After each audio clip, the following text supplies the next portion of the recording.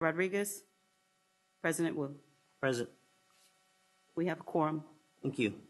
Moving on to item 2, announcement and public comment regarding items to be discussed in closed session.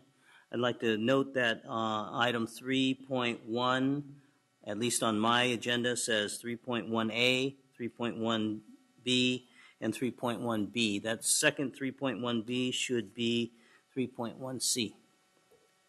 Are there any members of the public here to address the board regarding closed session items? Yes, President Wu, we have 13 comments on this item, and I'll read the first 5 names. If folks can please line up behind the microphone in the order you're called. David Fisher, Adeline Madrigal, Ellie Sorkin, Cynthia Clark, and Kathy Virial.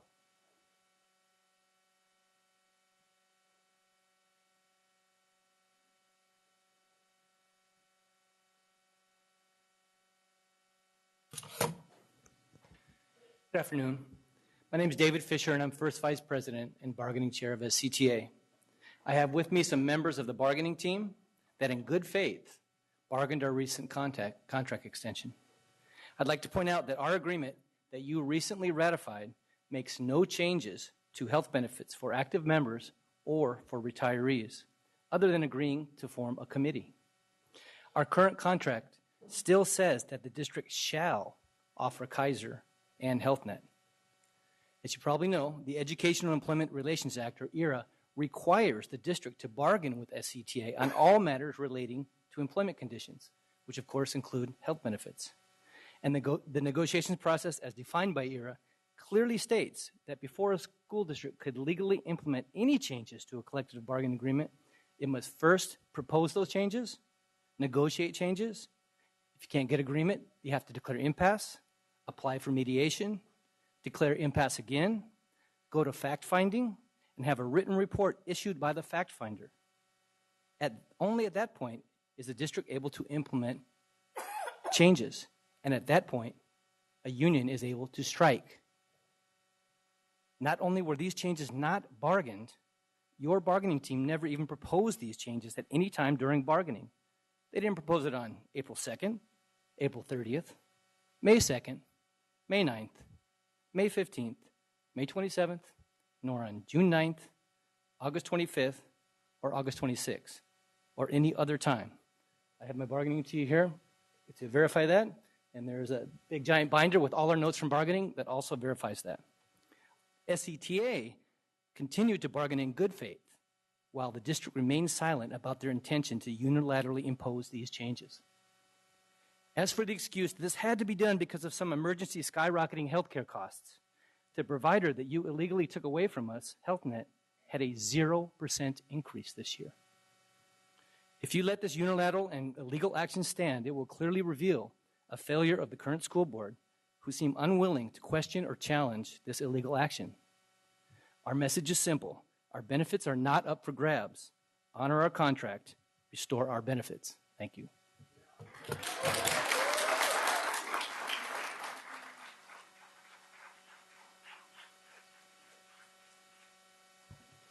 Hello, members of the board. I'm Kathy Villarreal, President of the Sacramento Area CTA NEA Retired Teachers Association. SCTA and Sac City have had a long and collaborative relationship over benefits, even in the worst of times. The first contract agreement for retiree benefits was signed in good faith in January 1978. The action to implement the broker's choices of programs and level of benefit changes that mutual and legal relationships. The unilateral change has caused havoc and uncertainty for our 2,000 retirees who sacrificed and who spent their careers caring for our students. Together, over the last 5 years, SCTA and the district have kept the average cost of Medicare retiree benefit premiums nearly the same. Together, we formed one of the few retiree benefit trusts in California to help fund the promise. SCTA Retired urges you to stop the unilateral implementation of unknown and confusing replacement plans that have not been vetted or negotiated. Show respect for our retirees and active teachers. Don't follow bad advice from outsiders or leave it to the courts and lawyers to decide. Just follow the contract. Thank you.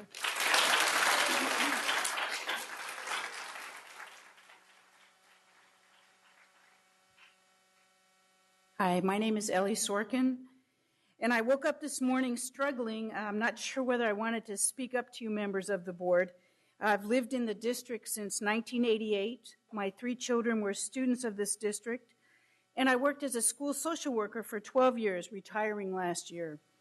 I came from the Sacramento Superior Court as a mediator, bringing with me my integrity and the paradigm of best interest of the children, my struggles. I had tried as an outsider to support this school district.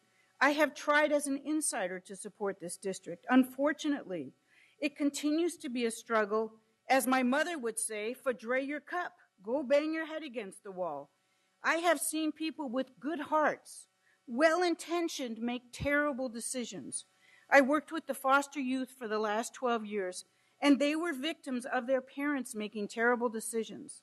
I believe the board, you people are good people, but you have made a terrible decision.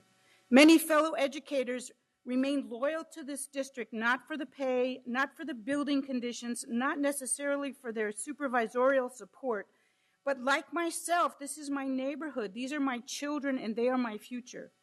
The wisdom I bring to my grandchildren and my students must be nurtured through my proper health care. Your decisions about my health care impact our children. I beg of you to make a decision that is in the best interest of the children and act as solid role models of integrity by abiding by our contract regarding the health care for your staff, your teachers, your counselors, social workers, and the educators of today and tomorrow. Thank you.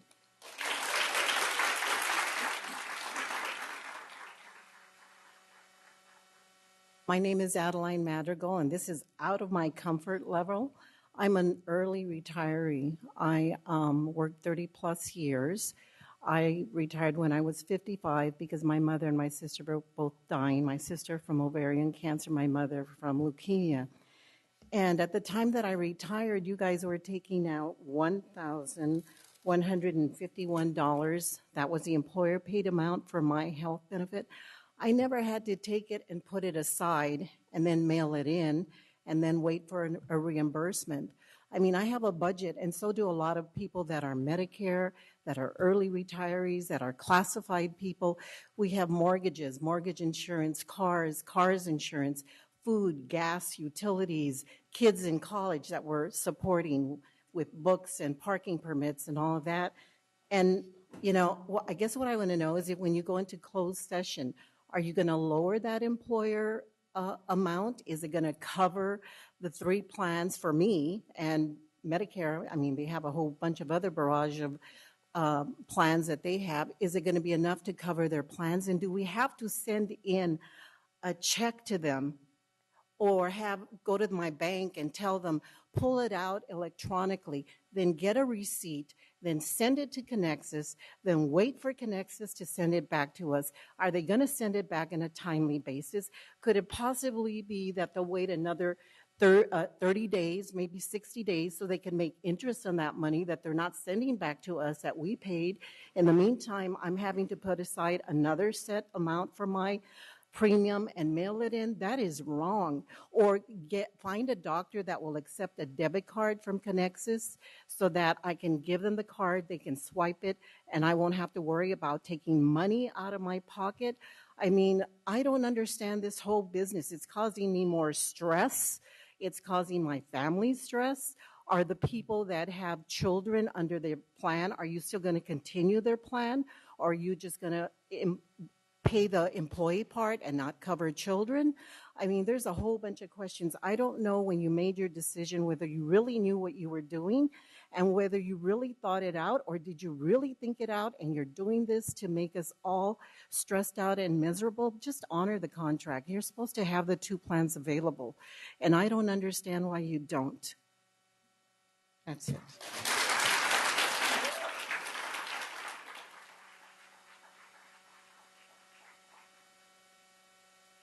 Hi, my name's Cynthia Clark, and I'm a teacher in the district, and I've been here for 19 years. And at this point in time, I see myself probably never going to be able to retire with the way things are going. I don't trust you. That's just bottom line. I don't trust you. And it's sort of sad for me because I always wanted to be able to trust our officials. But I'm going to just tell you right now that the reason I'm not probably going to be able to retire, because the one thing I was always looking forward to was that I was going to have my health care. But I don't trust you that you're going to let it still stand when I retire. And I am a teacher or a person that went into school, into teaching when I was 45. I worked for the government in the private sector from 18 to 45 and put into Social Security. I am not going to get that Social Security. My $1,000 that I would get when I'm 67 is now down to $240. And every year I work, they take more of it out. I know that has nothing to do with you, but it does have something to do with my income when I retire. So at this point in time, I'm 62. I probably will. I know that the school board was trying to get rid of older teachers. I'm not one of those teachers that just sit around and do nothing. But the point of the matter is I'm not going to be able to retire till I'm 72. I just like you to start thinking about how other people feel and try to get into how they feel about what's going on. I don't know why you did this. I mean, did you know you were doing it? I'm asking. I have 19 seconds.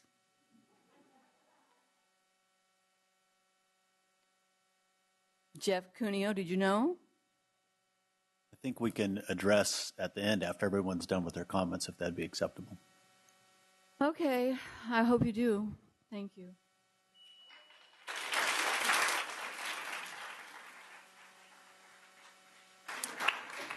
Our next 5 comments, again, if folks can please line up behind the microphone in the order you're called. Wanda, and I apologize, I can't read this very well. Ow, is that right? Thank you. Peggy Alexander, Carol Jones, Nola Swain Boyer, and Cindy Stewart.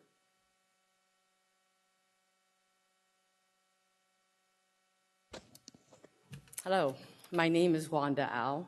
I'm a retired Sacramento City School teacher, and I'm very disturbed by the recent events surrounding the health insurance coverage and benefits.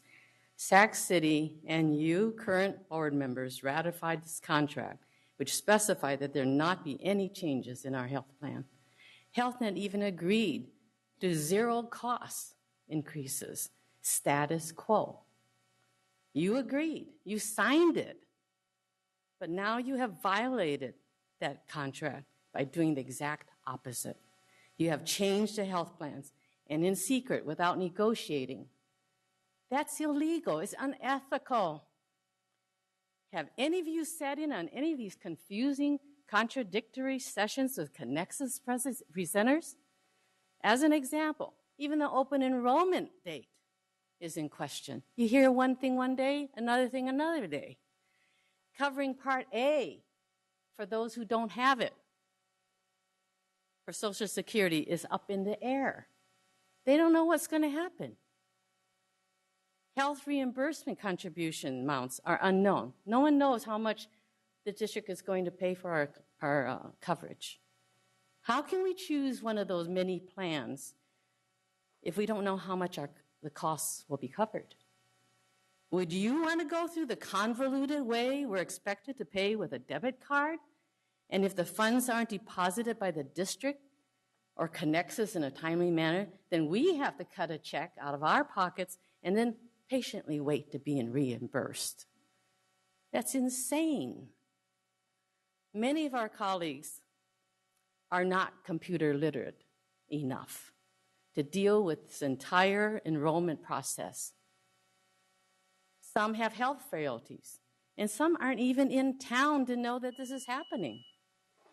And if they come after the enrollment period ends, will they return to no insurance coverage because they didn't make the deadline? What's going to happen? Nothing we've experienced in this whole process has been reassuring. Nothing has been given to us to prove what we've been told at these meetings. I expected better. much better from this district and this board. This is disappointing, exasperating, frightening, and overwhelming, and on so many levels. And yes, I admit, I'm angry. You elected board members have the obligation and responsibility to reject recommendations from the district staff. And however it happened, I don't know where you were, you also have the authority to restore what has been obviously mishandled and ill-conceived. You need to start from what you signed, the contract. Honor the contract. My last words. All of you have been taught by people like us teachers. If you were in my class, you would all get Fs. Thank you.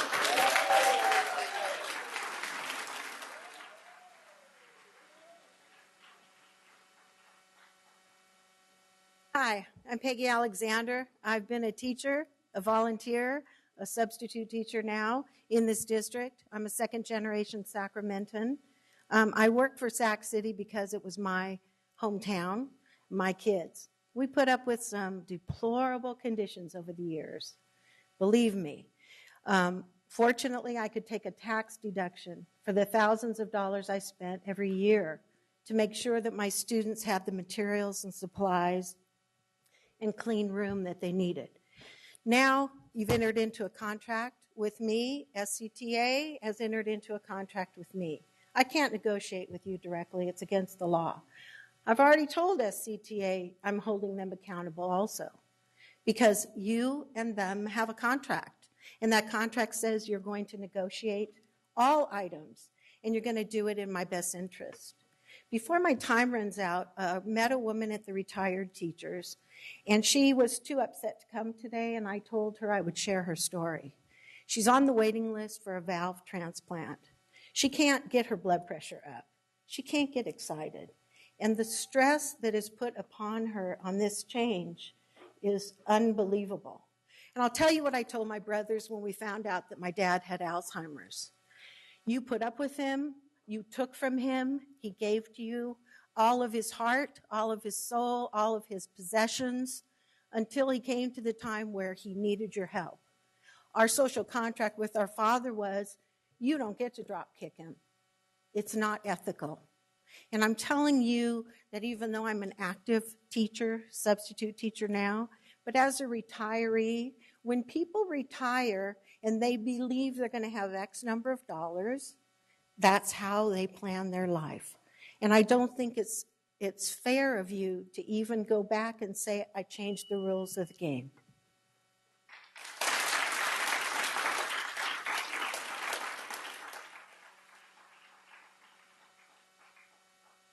Ladies and gentlemen, my name is Carol Jones, and I would like to speak as a we in the sense that I'm representing the 65-plus retiree who is taking on their back, a non-Kaiser, taking on their back a big hit. I want you to understand I was there during the 60s, 70s, 80s, and the 90s. I want you to understand that I was one of those that probably several times took hits with my salaries because I went for benefits that I hoped would carry me in my retirement. Now, you're not denying me benefits, but am I getting the same benefits that I have in the letter that was given to me when I retired that said I would have the same benefits? No. You're taking away group benefits and giving me choice for individual insurers. I'm sorry, I have group mentality. I have a couple of feet that indicate that SCTA represents me, and I understand that I want to be part of the contract. It makes it so much easier when we are together and not separate and in dissension. Why was this district going unilaterally? Why are our health benefits being messed with? It's like deja vu. Another thing, relative to the people that I am saying we for, is we are out there in the nursing homes. We are out there using those benefits. We are the age group that finds it most difficult to stand in line. We're the age group that finds it most difficult to read. We are the age group that needs help. We need our benefits, and we need our benefits the same so we can see the same doctors. And there's no guarantee out there that working with individual contracts where we're able to do that. With Health Net Senior Plus, we work. Please honor the contract. Last comment. I guess I don't have a last comment. Thank you.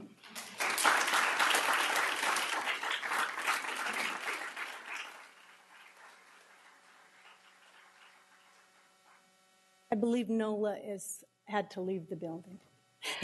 Hi, I'm Cindy Stewart. I am a teacher in this district.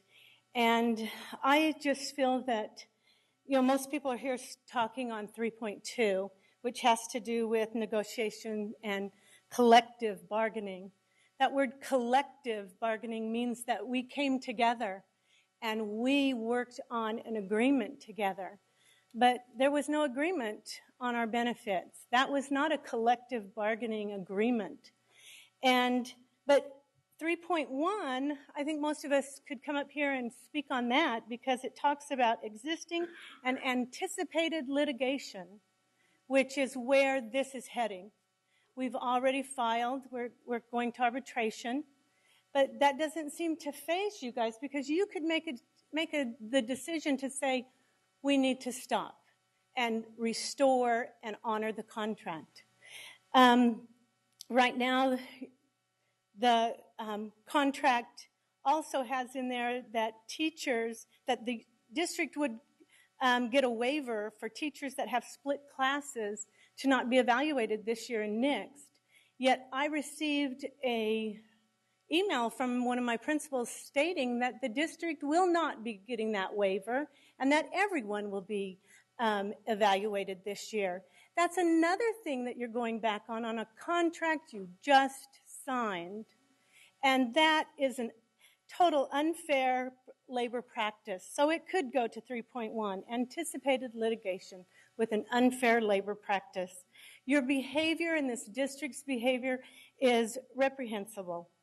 And it's a shame that none of you have stood up for the teachers or the fact that the district has done this unilateral, illegal move.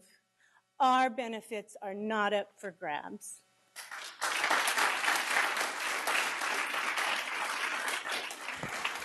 The final four comments on this item are from Miles Cryer, Lydia Cruz, Janine Wagner, and Bob Priestley.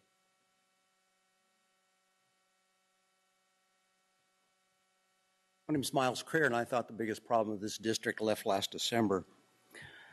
If this board would start to conduct its business honestly, legally, and professionally, we wouldn't all be here. There wouldn't be a need to have a closed session to discuss upcoming litigation. Honor the contract that you signed. You may not have read it, but you did sign it.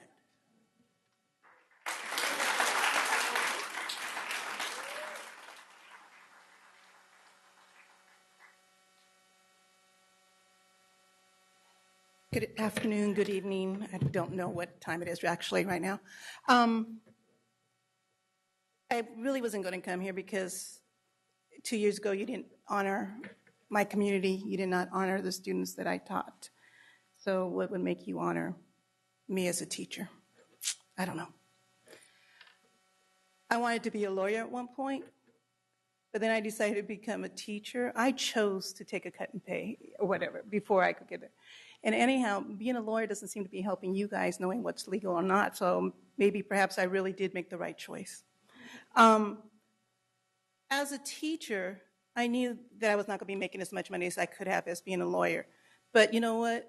That didn't matter because I loved the children. And you know what? It didn't matter because I had a union that would, every time I told them, you know what? I won't go for the raise, but go for the health benefits because I know down the line, as vain as I am, I'm going to need glasses. I'm going to need all kinds of things. So I would rather have that. What I don't understand is whether you guys are the bystanders or the bullies. When the former superintendent was here, I thought you were bystanders. I pretty much knew who the bully was and who the bystanders and the puppets were. now I'm thinking, well, he's gone. You guys could be back, and making decisions. You could be telling the staff what needs to be done. And I thought, yay, they did it when they signed that contract. But I don't understand that. I'm teaching my students second steps right now on Thursdays. You're all welcome to come in because I'm teaching my students how to be honest, how to not be bystanders, how not to be bullies. And we even signed a contract, to not be bullies and stuff. You guys signed a contract not to be bullies to us. So maybe every Thursday after lunch at 1:10, you guys have an open invitation to come in and do the second steps curriculum of social and emotional things. Thank you.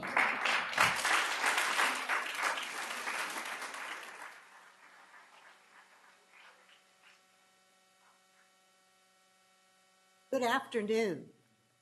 I'm Janine Wagner, and I have been a teacher in this district for 15 years, and I retired a few years ago. And I'm so fortunate that I still have the opportunity to substitute teach at my old school, which is Leonardo da Vinci School. And what I know is the teachers there and myself work so hard to do the very, very best job, and always putting in so much more time than was in the day. The letters that you sent out are very confusing. I never once saw that you were saying that, gee, that HealthNet is no longer available. Is that right? Is that right? So in other words, but I'm sorry, because I teach first and second grade, it's just too simple for me. Didn't we just sign a contract? Did we sign a contract or not? Did we sign a contract that said we had HealthNet and Kaiser? No? Okay, I'm not receiving an answer. So I'm very, very disappointed that that you think that it's okay to change the rules in the middle of the game. As a new retiree, it's also concerning to me because nowhere in there, I'm really attached to my Sutter doctor. And there's nowhere in there that's, I don't know if that will continue. And that causes extreme anxiety as far as I'm concerned. And that is one of the reasons I decided to retire when I did, because of the absolute incredible anxiety that a teacher puts up with every day. Please, listen, restore our contract so that the people who have worked in this district can continue to do what they need to do, which is serve our children. And you can help take care of the teachers that have earned every bit of their retirement and the medical. And Mr. Wu, I am so disappointed that I have to open this up and change it.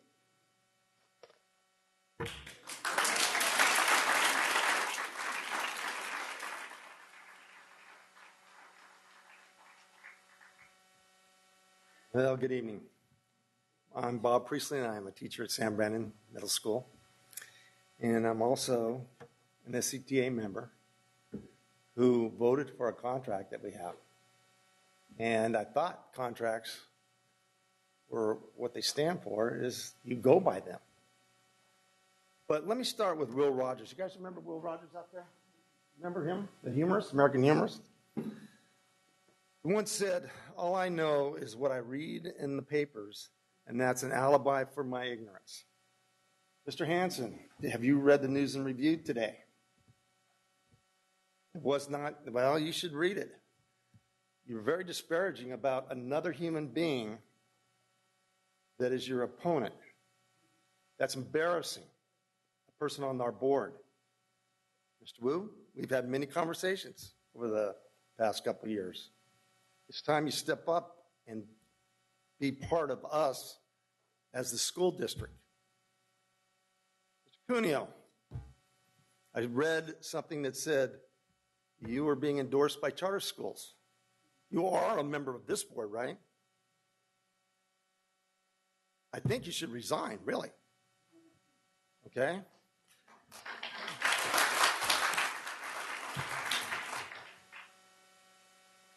I know you're going into closed session, so let me close with this.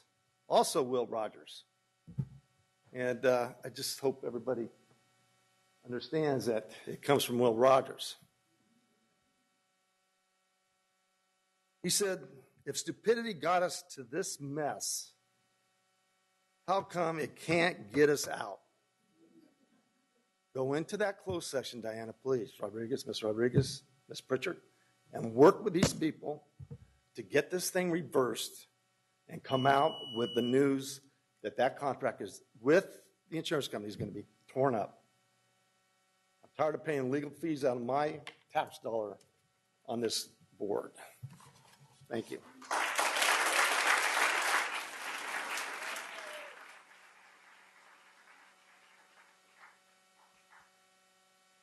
All right. I thank you, everyone, for all your comments, and we will now move into closed session. Oh, excuse me. Member Hanson. I think it's only fair that instead of us going straight into closed session, that if we have anything to say, that we be able to say it and not expect you to have to sit here for 2 hours if you want to hear when we come back out.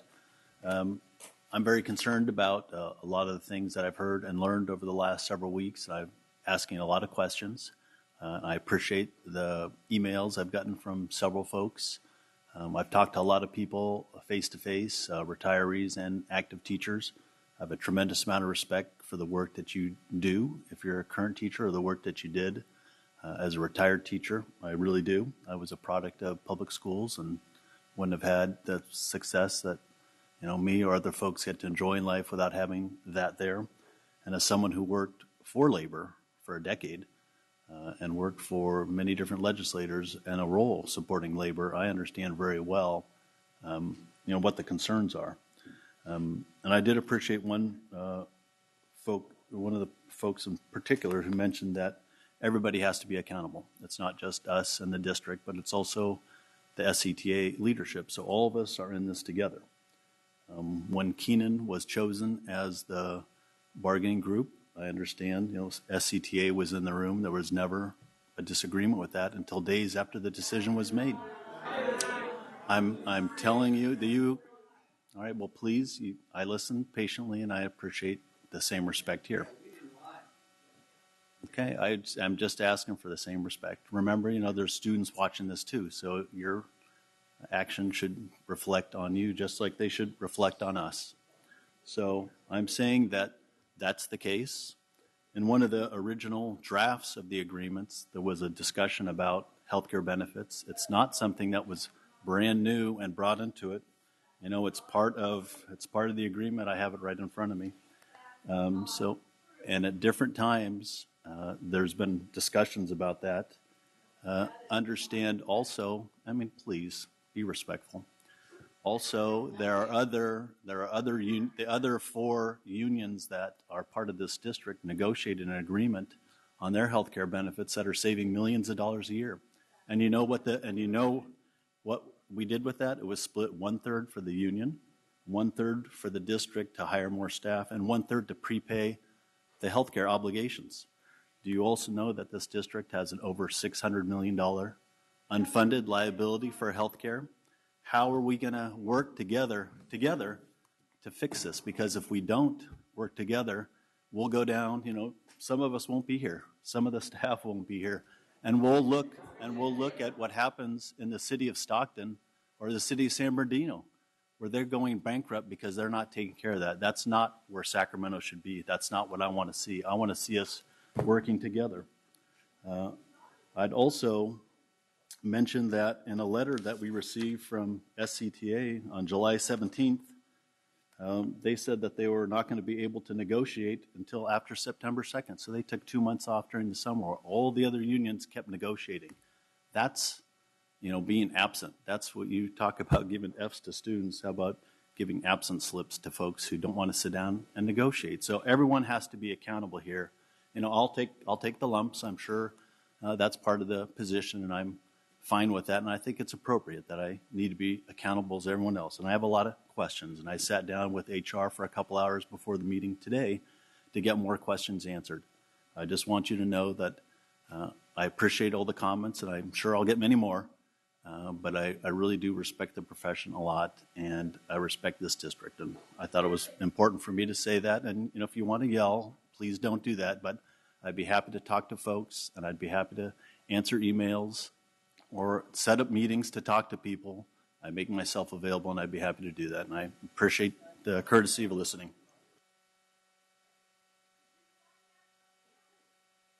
But let me also say that the contract was the healthcare benefits were not voted on by the board. So that's one of the questions that we have.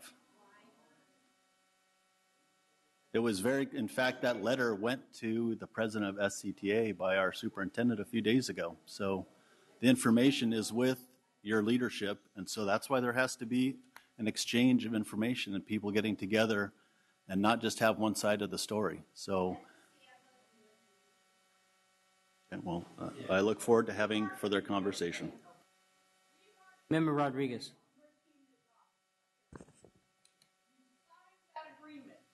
Thank you, President. Thank you, President Wu.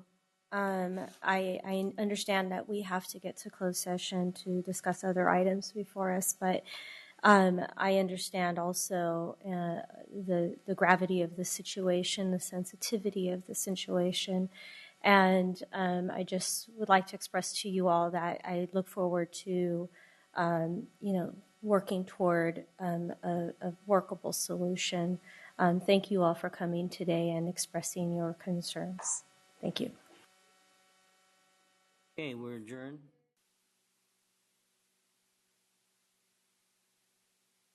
Your name correctly. And if I didn't, I apologize.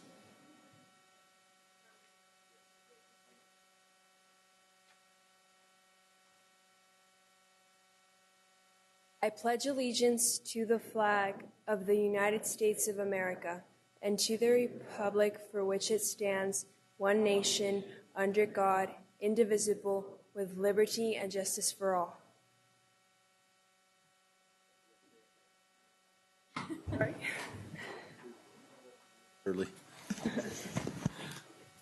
Yuritsa, congratulations and thank you for being here tonight. Yuritsa is a senior at Health Professions High School and is being recognized tonight for her academic excellence, her passion for the health industry, her professionalism, and her involvement with the community. She is joined by her mother and father here tonight as well.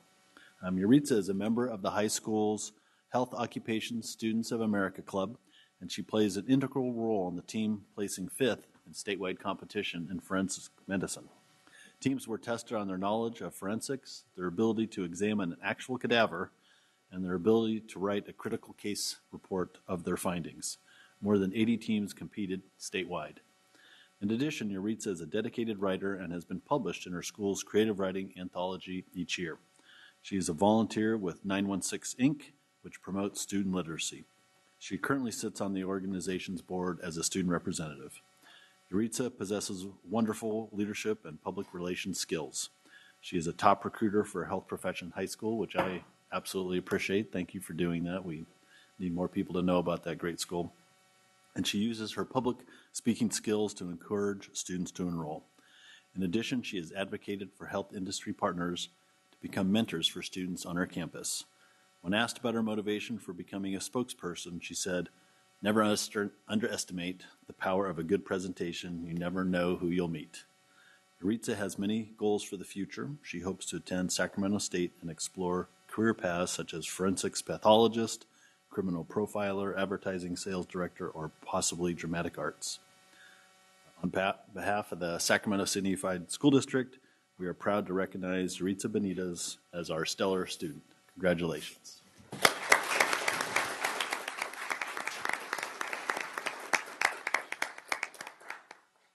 The microphone is yours.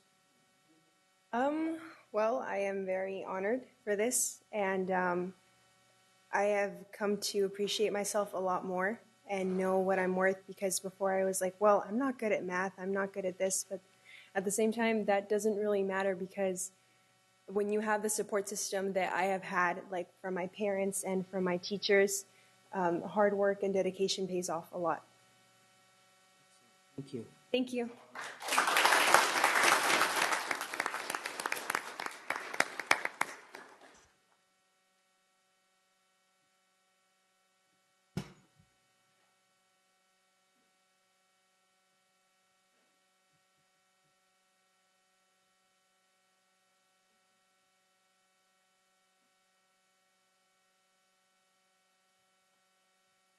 This meeting of the Sacramento City School Board is being videotaped in its entirety and will be cablecast without interruption, with exception of technical problems, on Metro Cable 14, the Government Affairs channel on the Comcast and SureWest cable systems.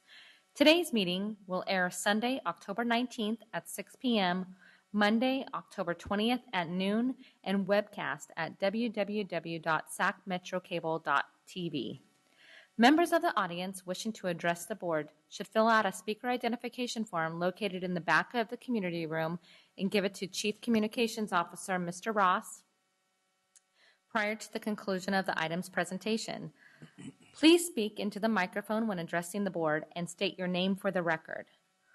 Responses to questions by the public will be posted on the district's website prior to the next board meeting. Please limit comments during public comment to items not listed on the agenda. If you are found to be commenting on an agenda item, you will be asked to defer until your item comes up on the agenda. Please turn off all cell phones or place them on silent or vibrate. Thank you. Item 5.0, announcements of actions taken in closed session. None, Mr. President. Thank you. Item 6.0, agenda adoption. I have a motion to move the agenda. I have a second. All those in favor signify by saying aye. Aye. Opposed? Abstentions? Motion carries. Thank you. Item 7.0, special presentation. Recognition of students for the Vola Steinberg Mathlete Awards, presented by Ms. Iris Taylor.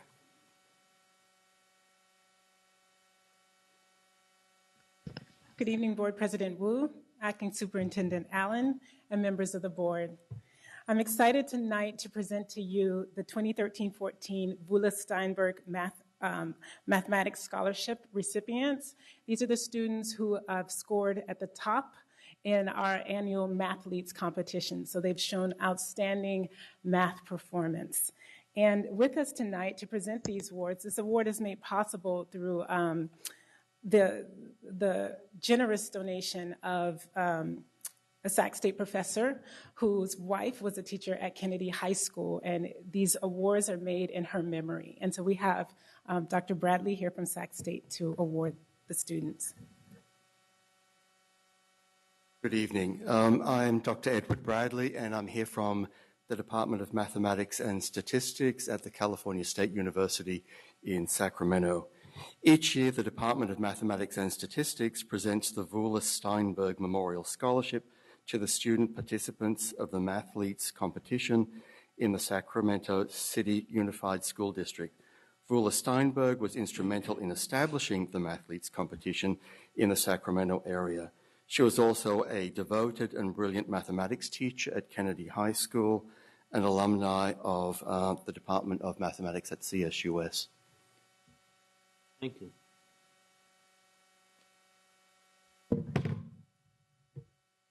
So students, as I call your name, please come up to accept your award. So this first award is to our students who are the top scorer for each school in the district. We have Ryan Yu from John F. Kennedy High School.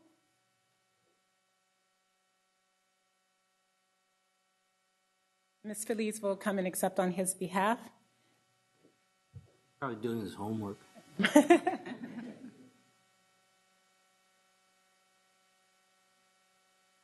And Jason Kim from West Campus.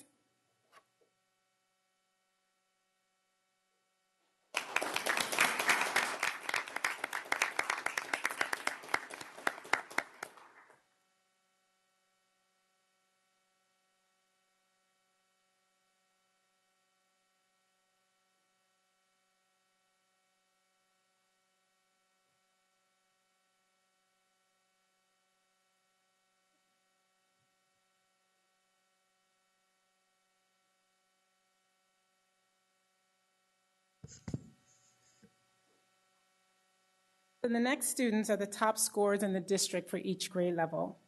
We have for ninth grade, this student is now a 10th grader because these are the 2013-14 awards. Tom Lee from West Campus.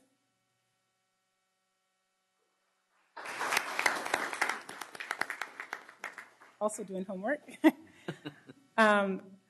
Carrie Moe from John F. Kennedy.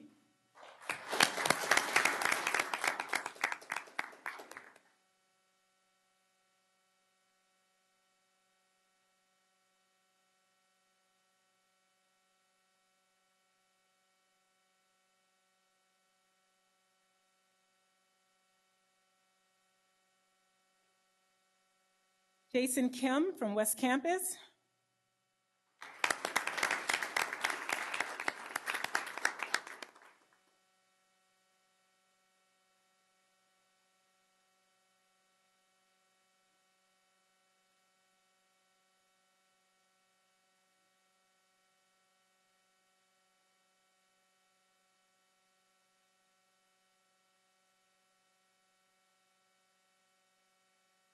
And last but not least, Junha Liu from John F. Kennedy.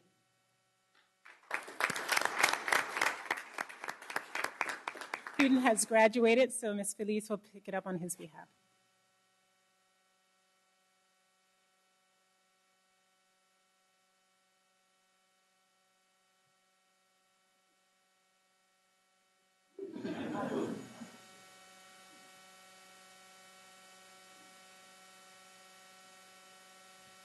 So at the middle school level, we have the top scorers for each school that participated.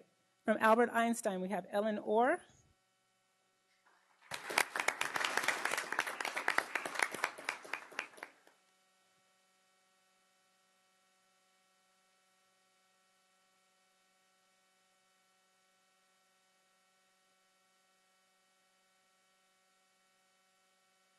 California Middle, we have Matthew Tamanaha.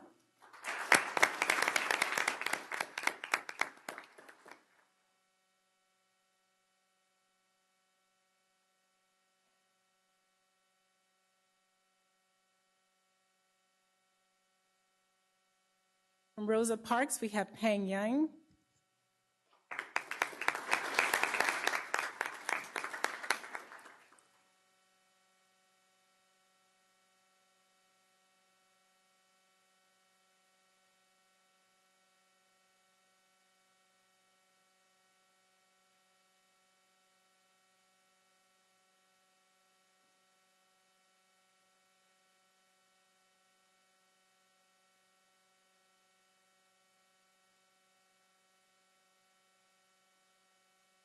From San Brannon, we have Katrina Concepcion.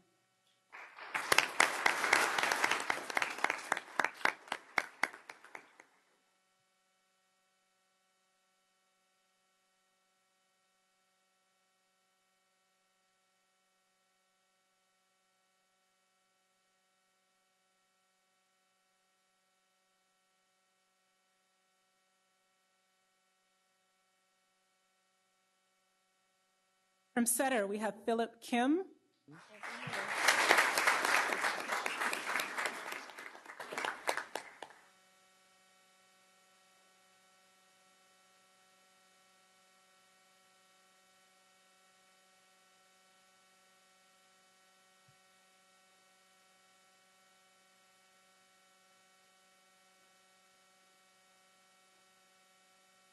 From Wilsey Wood, Bill Chen.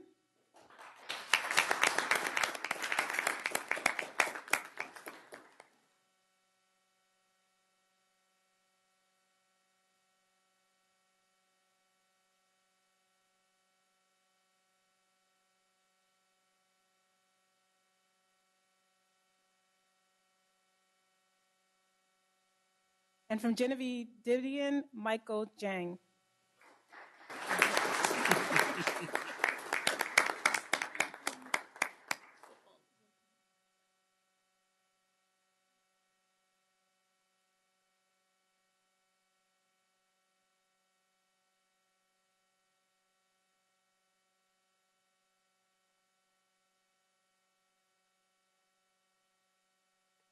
And then our top scores overall for middle school in the district. For 7th grade, we have Aisha Shahid from Sam Brannan.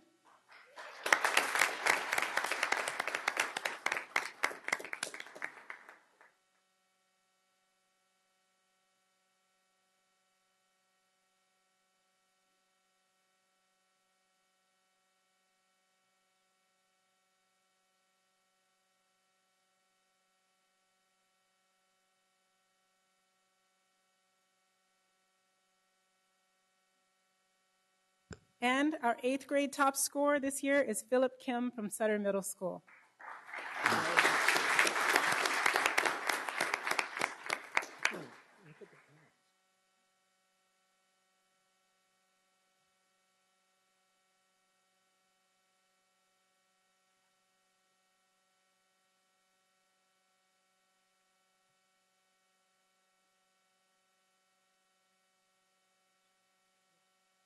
Okay. And so I'd also like to announce just our top schools. For the middle school level, they met last night and they received their awards. And so I'd just like to announce them tonight. So our first place schools, we had a tie each school received a lovely plaque. So our first place schools from last year were Sutter and Sam Brannan, splitting the tie.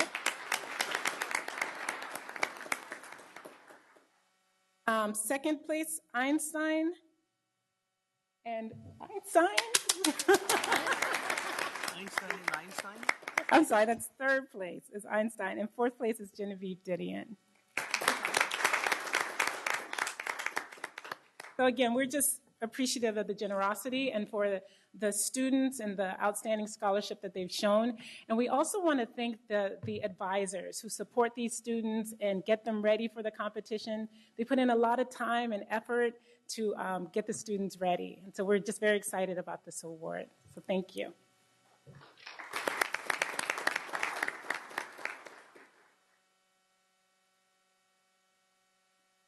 Okay, thank you. And that brings us to item 8.0, public comment. Mr. Ross, you have some cards. We have 7 comments on 8.0. The first 4 speakers, if you can please line up behind the microphone in the order you're called. Ralph Merletti, Chris Rogers, Judy Smith, and Alicia Smith Hamilton.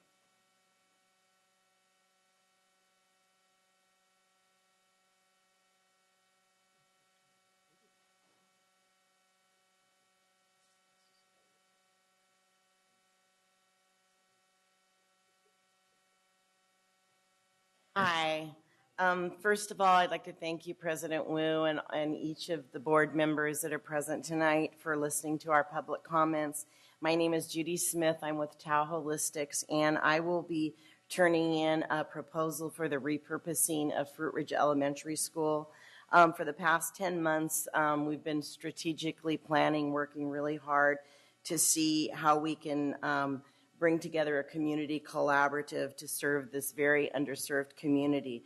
Currently, we have letters of commitment from Center for Fathers and Families, Big Brothers, Big Sisters, Black Parallel School Board, La Raza Galleria Posada, Hugo Chacon Garden, Phoenix Drum and Dance, Hmong's Women Heritage Association, The Hub, and probably a second home for PTA Clothes Closet. We will be open during the day to serve the adults and seniors, to serve the youth in an after-school program, mentoring, recreation, job resource center, family activities, preventative health and wellness classes, nutritional cooking classes. Legal Services of Northern California will have an office available to help anyone that might need that type of help. And what we would like to ask is if the board could please put on the agenda, on the next agenda, the repurposing of the school to accept our proposals so that we can move forward however that would be. And I thank you, each and every one of you, so much. Thanks. I would just second the request to put that on the agenda as well.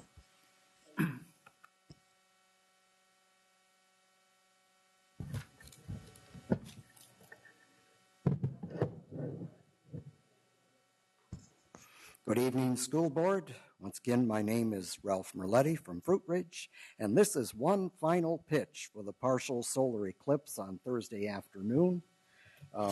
First of all, before we get to that, how about these great photos the Bee took of the lunar eclipse last week? They got the start of totality wrong, but part of that might have been because the start time was wrong on my information sheet. I'm not sure. But look how great that is. Okay, next, the solar eclipse coming up here. Oh, are we going to have some fun if everything goes right? I heard the weather report through the week will be pretty good by then.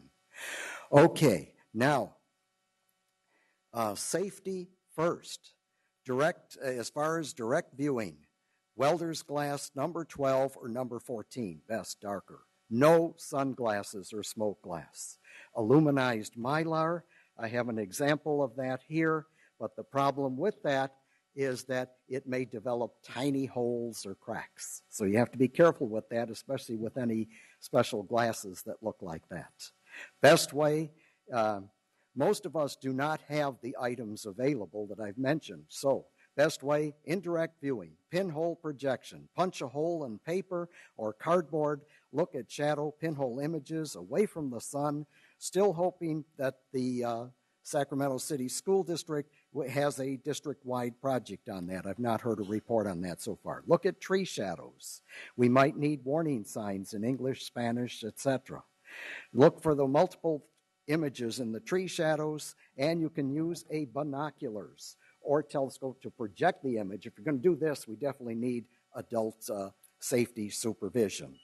So, starts at 1:52, middle at 3:16, ends at 4:32.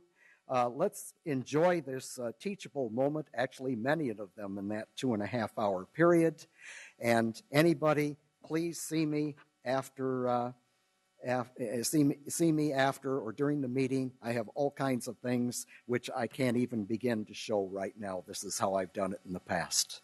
So let's have a great, safe time, and let's really enjoy this. Let's make this a great, teachable 2.5 hours. Thank you.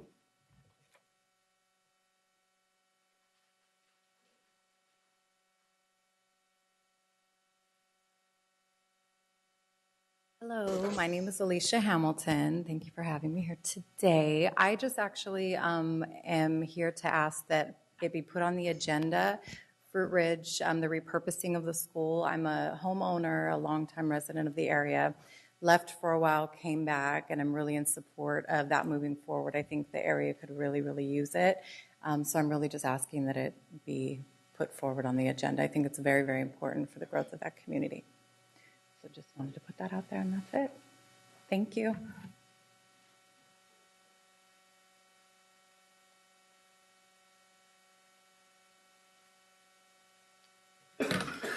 Good evening, school board members. My name is Chris Rogers, and I'm a parent of 2 children at Crocker Riverside Elementary School. I wanted to follow up with you on the filthy, unhealthy carpets at Crocker Riverside School. After I spoke at a school board meeting last month, my principal received a call from the district, and 3 people came out to survey the carpets. On back-to-school night, the facilities crew was cleaning all of our classroom carpets, and it was such a wonderful surprise. I want to thank you for attending to this so quickly. Several teachers have told me they are very pleased with the clean carpets. Even the students notice the difference. They can sit on the carpets during group time and don't warn each other not to touch the floors anymore. The rooms smell better too, and I think you've lifted a few spirits in the classroom by attending to this matter. I'm so grateful, but also disappointed that this is the problem I had to bring to you. A basic need such as cleanliness and safety in our school is something most parents just assume is being managed. I certainly did. Before this, I found out that the carpets had not been cleaned in 5 years and want to know how that happened. Our students deserve better. There's no argument there. Maybe you have an opportunity to look at alternative ways to care for the wear and tear of our classroom floors. For instance, why not consider investing in green, sustainable, and durable flooring like bamboo? I understand it would be an investment to replace most of Crocker's flooring. There's the money for materials and labor. Still, wouldn't it be more cost-effective to the district for a teacher or student to wipe their own spills? Also, simple low-maintenance flooring would put less pressure on your understaffed facilities crew. Just to remind you, Crocker Riverside Elementary is around 100 years old.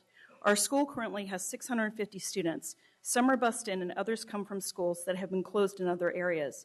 Our reputation for being a high-achieving public school makes us a choice for families out of the neighborhood. The wear and tear increases with the school size.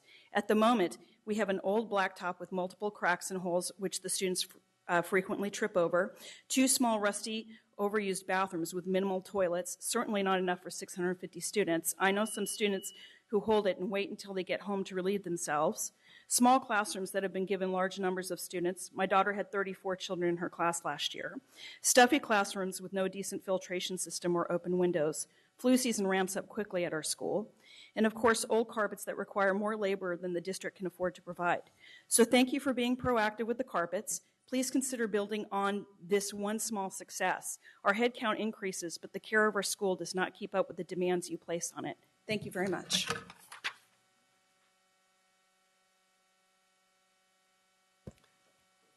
Our final 4 comments on 8.0 are from Grace Trujillo, Manny Hernandez, Rachel Rios, and Miles Cryer.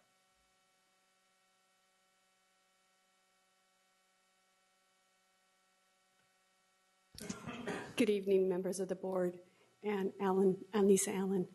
My name is Grace Trujillo. As a parent and a committee member, it is my concerns to voice issues that may adversely affect the students who attend Sacramento Unified School District. I have been attending these board meetings for several years, and it has been my experience that too often discussions and decisions are made with little or no voice from the parent or community members. I am here to say that our students deserve to have access and equal opportunity in their education. We do this by providing our students with the best modern school facilities and classrooms, school materials, education curriculum, and high qualified engaged teachers, and extracurricular activities as art, music, sports, careers, and exploring and training. Student support services staff, including counselors, nurses, child welfare, and attendants like social workers and psychologists. One of the things the reason I'm here is because once in the last meeting I was here last 2 weeks, they had it was the SCTA inclusion of credential teachers agreement. Once looking at it, I reviewed it in great detail. I have a couple of comments. There's 3 of them. One of them, why wasn't there, for one, the first year, second year, or third year left blank for the welfare and cost? Because that's very critical, because those cost factors are what's driving our cost. They made projections for the next 3 years, but they did not include the cost for the health care for the next 3 years and how it's going to impact our schools. Also, the other question that I have is how are the terms of this year and subsequent years of the SCTA agreement ties in and meets the 8 priorities of student needs and education for the LCFF funds and the Sacramento School LCAP? That's my question to you. And I have it in writing.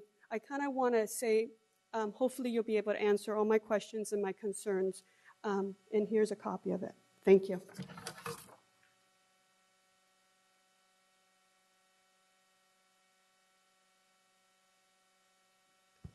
Good evening, Board President Wu, board members, and staff. Thank you for being here. My name is Manny Hernandez. I, too, was privileged to have served as a board member at one time, and so I appreciated that experience. Today, the hat I'm wearing is I'm representing La Familia Counseling Services as a board member, and also joining me this evening, if they would stand and maybe join me, is Rachel Rios, the executive director, and Aurelia Bermudez, one of our top assistants for La Familia, a nonprofit organization. I'm here to urge you to move expeditiously to develop a community-friendly process to help students and families of our school district, especially those that live in disadvantaged areas. And of course, that's important, and I know that's what you do. It is my hope, therefore, to see this topic that I'm mentioning, the repurposing of schools that are not being used right now, that they appear on the next board agenda. So I really do hope that that takes place, and so I urge you, I ask you, and I'll also ask Rachel if she will join me here. Good evening, school board members and district staff. My name is Rachel Rios. I'm the executive director for La Familia Counseling Center. And we do really appreciate the due diligence that the board has done over the last years in looking at the best utilization for the schools in our community. We've heard your concerns. We know that you want to ensure that the community benefit is in fact identified in each of the proposals. And we also share your concern with wanting to ensure that schools are not going to be reopened, that you don't need the classrooms for the reopening of those based on the class size reduction. If, in fact, the school board made the determination that you needed this school, specifically Maple School, which is the school that... Okay. Okay. Specifically, Maple School, if in fact the school board made the determination that you needed it for a school, we would support that because we didn't want that school to be closed in the first place. We supported the process and we supported the resources that that school provided to that community. However, we urge you to move forward with the process and we ask that you do the review or the demographics. If in fact these schools need to be reopened, let us know that and so we can move forward on that. We ask that you begin accepting proposals for the schools, that you evaluate the proposals based on the community benefit and the students' benefit, and that you also consider evaluating the lease cost based on the benefit, the mutual benefit that the students and the community will garner from some of these proposals that are being put forward. Lastly, we just want to say that many of the communities where these schools were at are disadvantaged communities. Most of them, all of them are. And the longer these schools stay closed, the more opportunity for vandalism and continued blight. We really urge you to move forward on that. We've garnered a lot of support for our proposal, as has Fruit Ridge and all the other community organizations, and we look forward to an opportunity to present those to you. Thank you.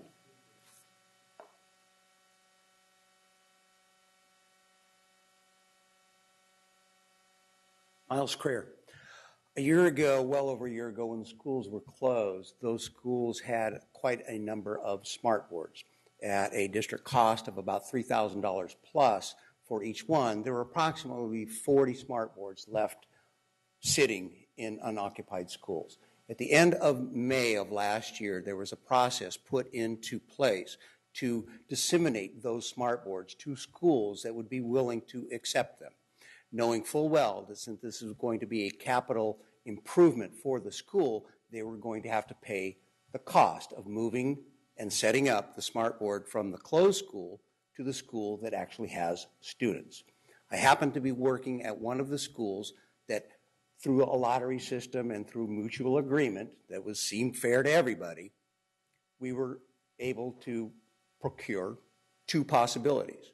At the beginning of this year, the estimated cost of moving the schools prevented us from moving both smart boards, but we can still afford one.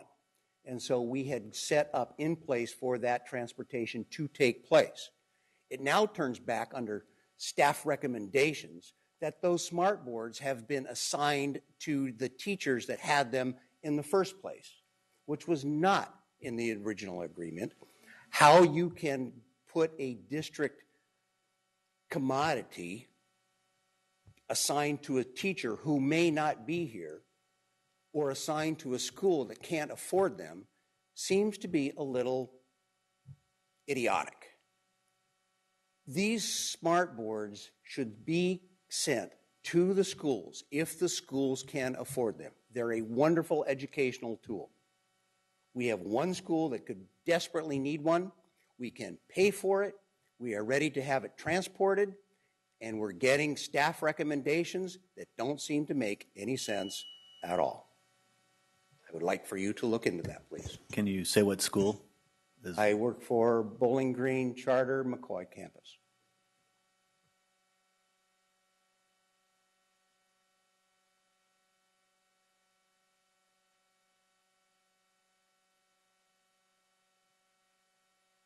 Okay, thank you for the public comments. We move on to item 9.0, public hearing. 9.1, approve instructional materials sufficiency. Ms. Taylor. This is a conference and action item. Oh, we're moving in. I don't like to do I hit it. We're in public hearing.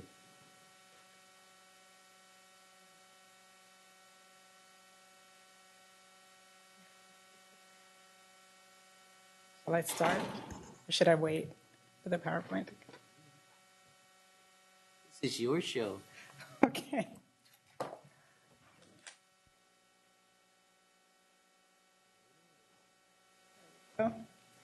So good evening, Board President Wu, Acting Superintendent Allen, and members of the board. Tonight I'm here to report on the district's compliance with the Pupil Textbook and Instructional Program Act, or Ed Code 60119.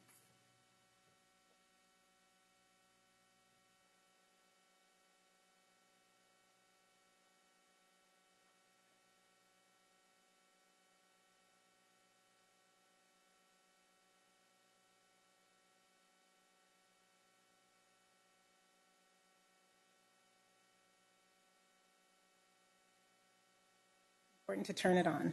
Okay.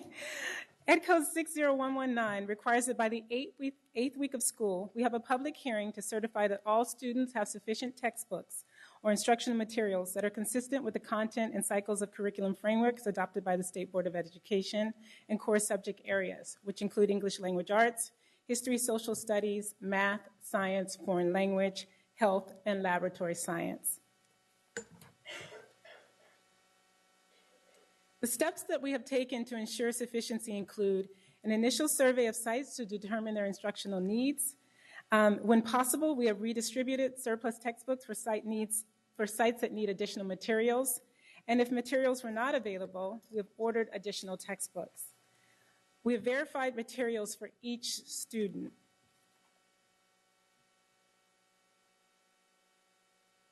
So tonight we're certifying that each student has sufficient textbooks and instructional materials in all core subject areas, including laboratory science equipment applicable to science lab courses. This slide outlines the K schools serving K through 6 students and their sufficiency level, middle schools, and finally high schools.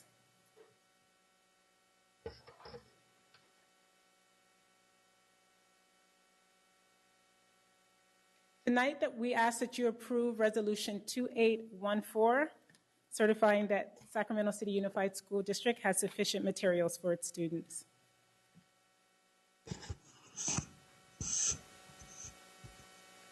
Public comment and then question. Thank you, Ms. Taylor. We have public comment? We have 2 comments on this item from Liz Guillen and Terrence Gladney.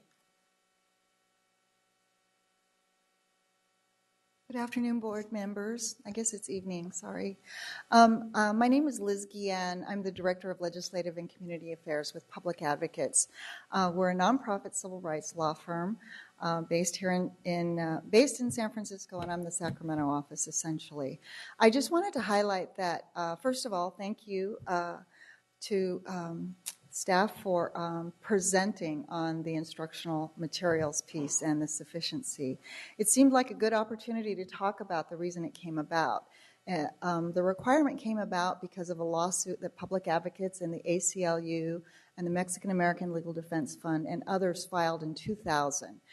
And the claim was that over thousands of students around the state were in schools that did not have basic educational necessities. And one of those necessities was access to instructional materials to use in class and to take home. And out of that, out of the lawsuit came a settlement in 2004 and then legislation to implement it. And one of the implementing requirements is that school districts post well, first of all, school districts provide sufficient instructional materials, but that students and staff understand the right because there are notices posted in the classrooms about this right to instructional materials and about the opportunity to file a complaint about it through the uniform complaint process.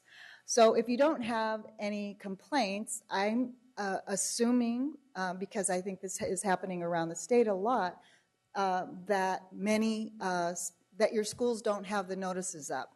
I could be wrong, though. I haven't seen them, but I just think it's important for you to check on that, because I think people need to know. And especially with Common Core and the new kinds of instructional materials, sufficiency still applies to that as well. So thank you very much for your vigilance on this. Thank you, Ms. Guion.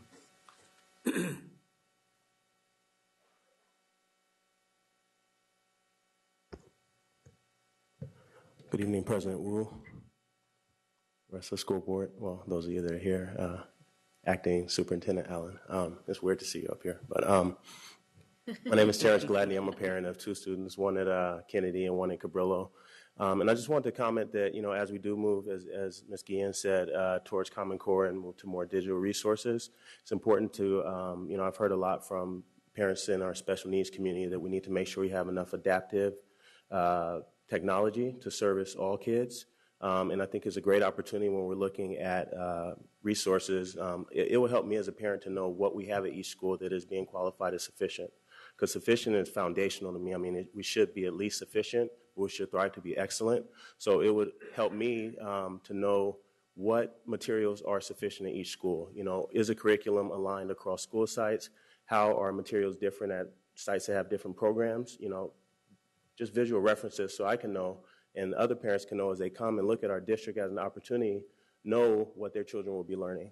And also just having seen over the last 2 or so years what teachers have endured in terms of the Common Core, how much the teachers are actually out of the class. So, you know, the actual materials are one part, but if we look at it as a whole holistic process, we also need to consider what demands are being placed on the teachers that are pulling them out of the classroom so that they're not there to teach their children. My daughter's teacher this year, he's kind of like the go-to technology expert at the school, and I think that needs to be looked at in terms of costs and do we have the sufficient resources that are going to, you know, roll out that curriculum to teachers as we implement all these new initiatives. Thank you.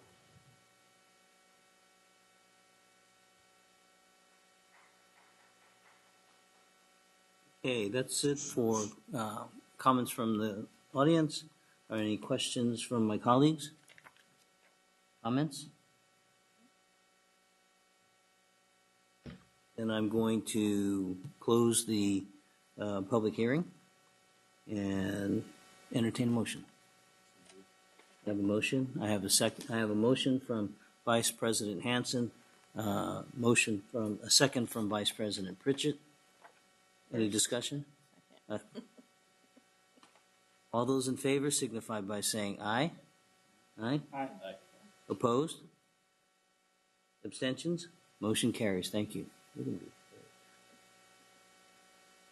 Moving on to, thank you. Moving on to item 10.0, consent agenda. We have a couple of speaker slips.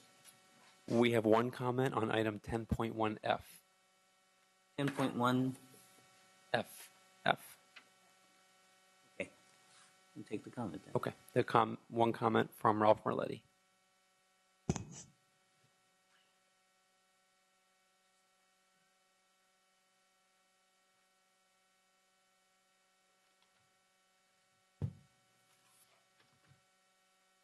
Good evening, school board. Once again, I'm Ralph Merletti. The McClatchy High School field trip, the debate tournament in Las Vegas, October 30th to November 2nd. There's an extra treat on this Halloween weekend coming for those students, teachers, and others. While the solar eclipse of October 23rd is long gone by that time, and I hope as far as that, everybody will look up safety and safety regulations, the safety websites that involve that event. But on Friday, October 31st, is the 150th anniversary of the state of Nevada's admission to the Union, while the U.S. Civil War was still raging in the East. And that's why we have the slogan on the Nevada state flag, which says, "Battle Born." Now, there is a large parade in Las Vegas on either October 31st or November 1st. I'm not for certain. Again, you can check that up on their website, nevada150.org. Meanwhile, do some research to see how President Lincoln was able to have the rules bent or broken, actually, to admit our neighbor state that did not have enough required population at the time required for statehood on October 31st, 1864. So for the rest of us, and this seems to be typical for that for the Silver State controversy, but for the rest of us here in Northern California, there is a parade in Virginia City on October 31st, and the main parade is in the state capital city and Carson City on Saturday, November 1st. So again, please see the website, nevada150.org, for more information, times, and calendar of events. So once again, here's a teachable moment, and see all that the students and others can gain from all of this if they have time during their debates, and of course on their flights coming and going. The students could do well to look out the windows of the airplane and see the geology passing below. Thank you, All right, Mr. so I Milletti. hope they all have a great time on this. So, Thank you, Mr. Thank you. Milletti. Okay, we're at the consent agenda. Any more speaker slips? Do I have a motion to adopt the agenda? Oh, I have a motion from First Vice President Pritchett, and I have a second from Second Vice President Hansen. Any discussion on a comment? Oh, my screen's dead. Oh, okay. Okay. Yeah, I just wanted to make one quick comment. I thought Mr. Milletti actually was going to address this when he talked about McClatchy, but I just want to remind folks that last year McClatchy finished first in the nation in debate, and they really did a remarkable job. So I'm excited to see that they're hopefully going to keep the tradition continue and that they're still focused on that. You didn't rescind your second, though, right? Okay. So we have a second from Second Vice President Hansen. All those in favor signify by saying aye. Aye. Opposed? Abstentions? Motion carries. Thank you. 11.0 Communications. 11.1 Employee Organization Reports. First, CSA.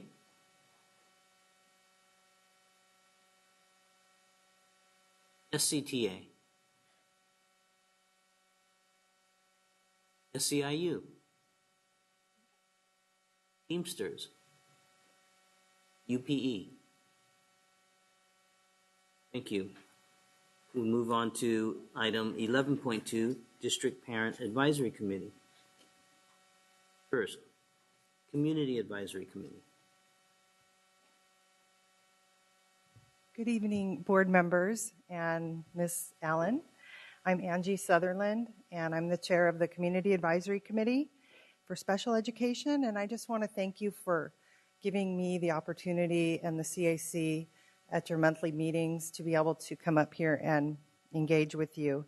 The CAC is informing you of an issue involving transportation for students who receive special education services.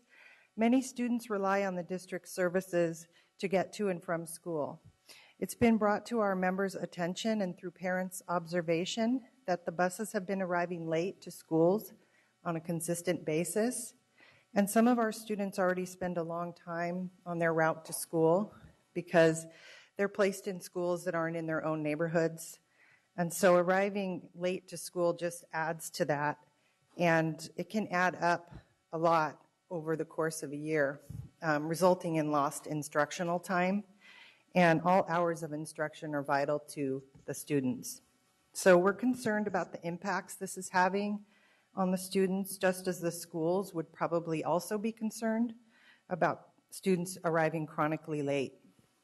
So we're not addressing this issue to criticize the bus drivers because they provide a very valuable service to our students. And we wonder if this is partly due to a larger issue around resources and funding, and we're requesting to know what solutions will be enacted so that our students can arrive every day on time and be ready to learn alongside their peers.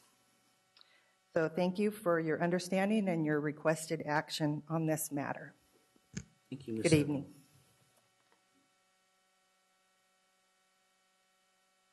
District Advisory Council.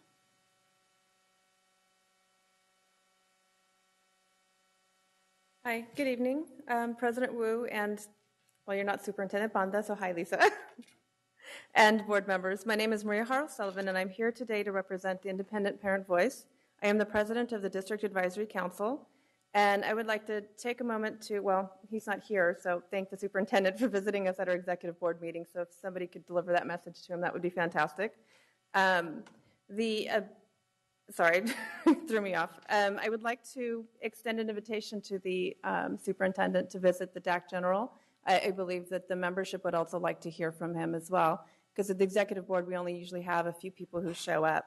And I also wanted to thank the board for extending our time to 3 minutes versus 2, so I'll do my best to keep it within that time frame as well. The DAC membership did discuss the items that Superintendent Banda did bring forward at the executive board meeting. And I just wanted to go ahead and express the fact that we're glad that he came.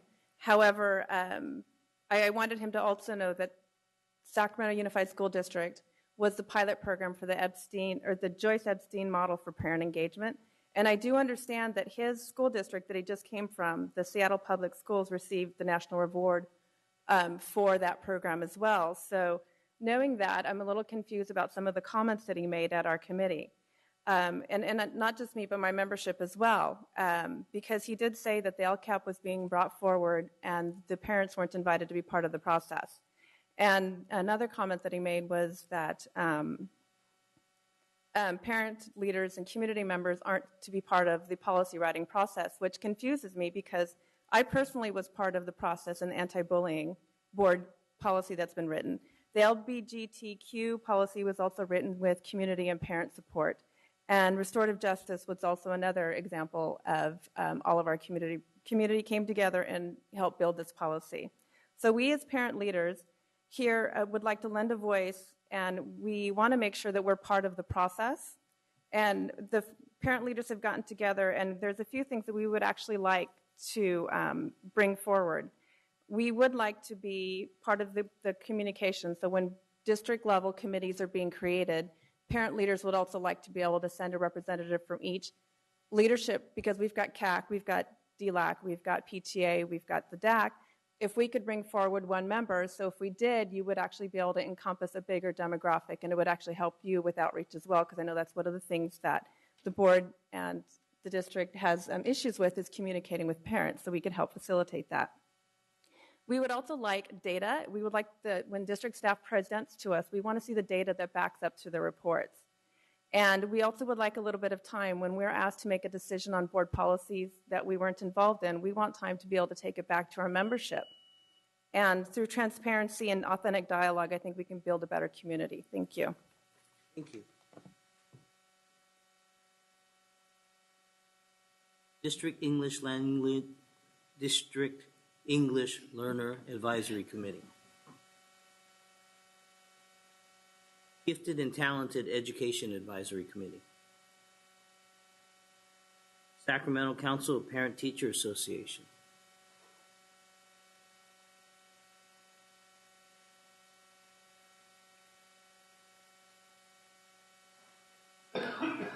Didn't eat.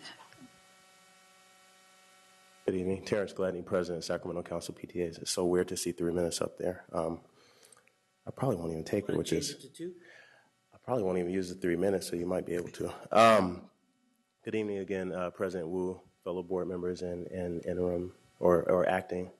Lord, please don't be interim. Acting Superintendent Allen.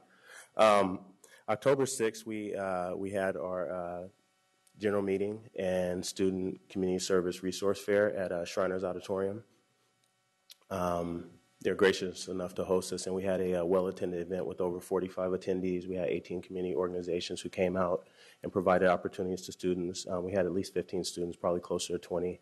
A combination of high school seniors, underclassmen, as well as even some elementary kids. Board member Rodriguez brought her 2 beautiful daughters out as well. And it was really just a great event and our first crack at really engaging students and families together. and specifically for the high school seniors to give them an opportunity to lock down those senior project opportunities really early, and I believe that we did a pretty good job for those that were there. We also imparted the message that they're representatives, so even if they didn't have classmates and so forth that were there, they had a responsibility to take those opportunities back to their fellow classmates and share those opportunities and resources. I want to thank Gabe Ross for working with the communication staff to get the event publicized on the district website. Also to Superintendent Banda, Ms. Tu Caros, Ms. Santumua for coming out, as well as Kathy Morrison from the Family and Community Engagement Department, as well as Board Member Rodriguez. Our next event is November 6th, which I know is a board date. But what we're doing is trying to bridge the gap between the empty room here and the actual community. I've heard some board members, I believe Board Member Rodriguez asked before to have a board meeting out in the community. So we're trying to do our part with that, and we're going to we're calling it a viewing party. So you guys have to keep it kind of entertaining. But we're going to be at Bell Coolidge Library from 6:30 p.m. until. So hopefully we can make it a concise meeting so everybody can not be completely turned off by the board experience. But we're going to engage community members. Hopefully we'll get a lot of students from the neighboring schools to just come out and have a less intimidating sort of introduction to the board process. So we'll be there and viewing it on the web. I'm working with Gabe to hopefully be able to either submit public comments ahead of time or phone them in. I don't know what the precedent is for that, but he's researching it for me. So maybe if you guys have information on that as well, you guys can help us out with that. But, you know, the work is all of ours, so we're trying to do our part as well to support the work that you guys are doing here. So hopefully the seats behind me aren't empty, you know, as much as they are. So thank you guys for your support. And obviously you guys probably can't be there, but we'll be there. You know, we'll be here in spirit. All right, thank you.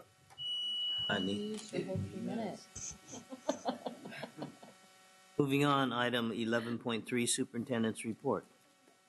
Oh, I'm sorry, I didn't see that. Member Rodriguez. Hi, thank you, President Wu, for this opportunity. I couldn't pass up the opportunity by our PTA president, Mr. Terrence Gladney, about November 6th. Do you think that board, and this is a question to you and then maybe to our legal as well, that we could stream in the participants from Bell Coolidge Library into our meeting using a GoToMeeting feature so that they can partake in public comment from their site?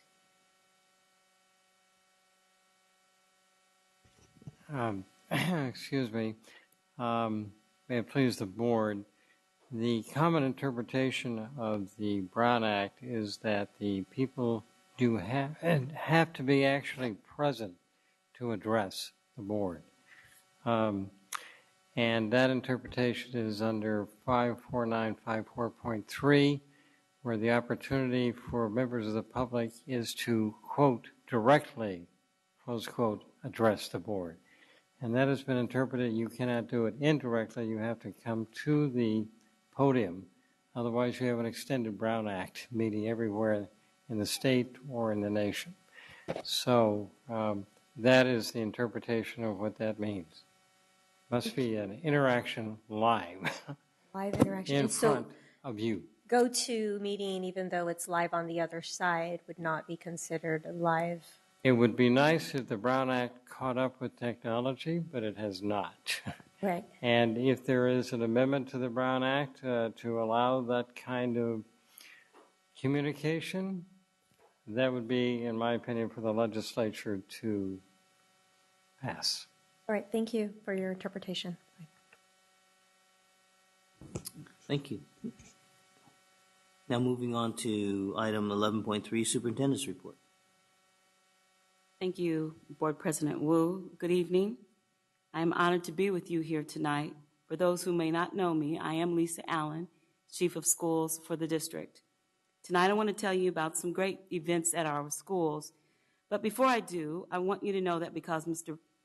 Superintendent Banda could not be here tonight, we have moved the facilities item to be discussed this evening to November 6th board meeting. The Board Executive Committee agreed to moving the item to date that would allow Superintendent Banda to participate in the discussion. That was the best option moving forward. Now, looking back at last week, our schools and our staff had some really great opportunities to engage with our community. Last Friday, the Rosemont High School community celebrated the school's 6th annual homecoming parade. The theme of the parade was Blast to the Past. Rosemont students dressed up to represent different decades. Elementary students from the Rosemont area and the Albert Einstein Middle School marched along. And the Rosemont football team later that night defeated Union Mine 43-33. It was a great day and a great night for the Wolverines. Then last Saturday, our bullying prevention specialist, Jessica Wharton, represented the district at the Stand Up, Speak Out youth rally at the state capitol. She was able to distribute literature about anti-bullying efforts to more than 500 students and their parents. Board Member Wu attended the rally as well and was one of the featured speakers. Sac City Unified is recognized as a leader in bullying prevention and social emotional learning, and this event helped us educate others about what we are doing. That is my report. Thank you. Thank you. 11.4, President's Report. I just want to say that on October 4th, I had the opportunity to attend, along with Superintendent Bonda, the Black Parallel School Board meeting, and the Black Parallel School Board and their members really gave Superintendent Bonda a lot of insight as to what was happening at the school level for our schools, and I'm hoping that that will result in positive changes. As Ms. Allen mentioned, I did participate in the anti-bullying efforts at the Capitol last weekend, and I'm proud to say that there were 30 booths there, and Sac City Unified was front and center. So, and thank you very much for the district for their leadership in anti-bullying. Moving on to 11.5, Student Member Report. Good evening. Recently we had another SAC meeting here at the Cerna Center, and we were able to collect all the data that we needed to, from our recent surveys to be able to choose our initiatives for this year. And we intend to process this data and make charts and graphs to show what we have collected and pick our initiatives for this year at our youth council meeting next Tuesday. And also, many juniors and sophomores in the district, yesterday on Wednesday, we took the PSAT. 4 to 5 hours of my life right there. Very stressful. 25 minutes for 25 questions. Not my type of test, just saying. Well, thank you. Thank you. 11.6, information sharing by board members. First Vice President Pritchett. I just wanted to say, go Wolverines. That was a good one. I think Kennedy's is Friday, tomorrow night. Any others?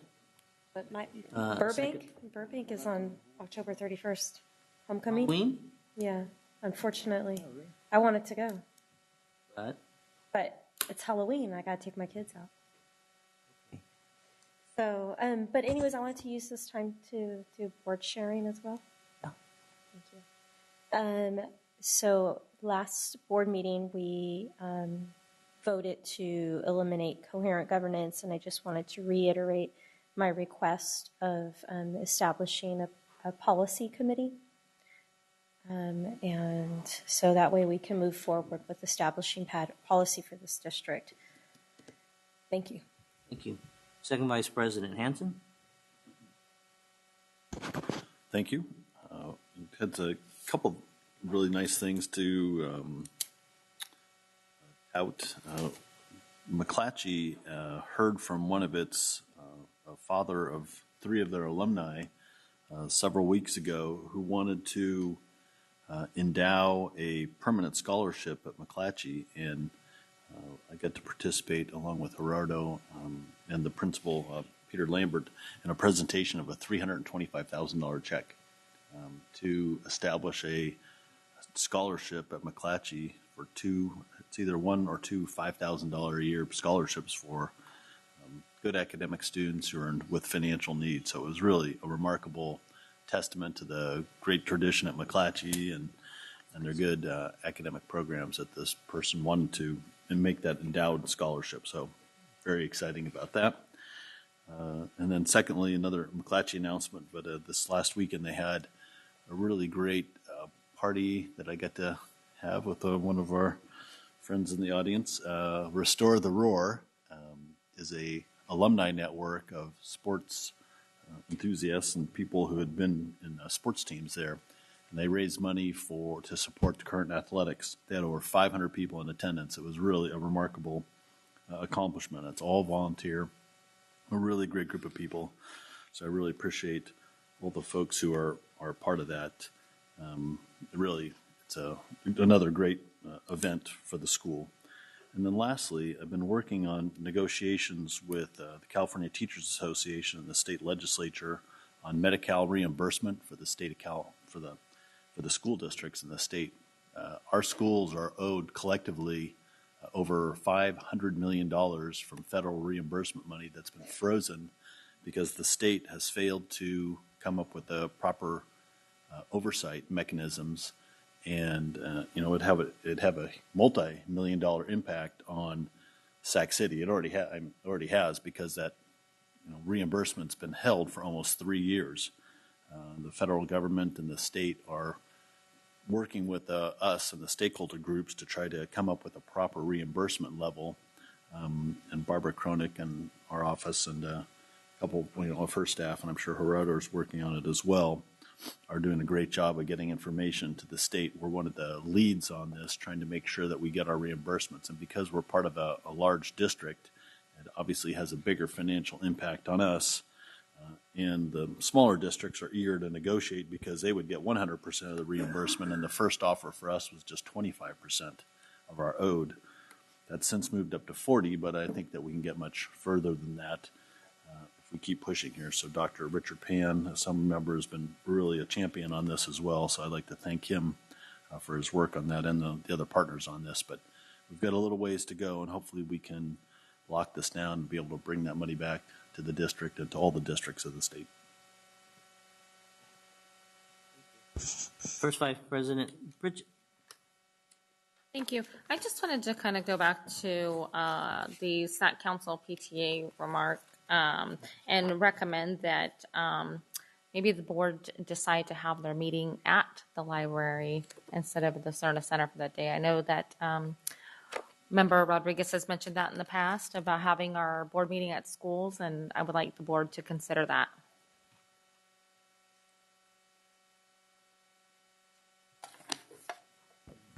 If I may, Vice President Pritchett, that's an issue we've looked at over the years, and the challenge has been the live streaming infrastructure as well as the cable access, camera setup, et cetera.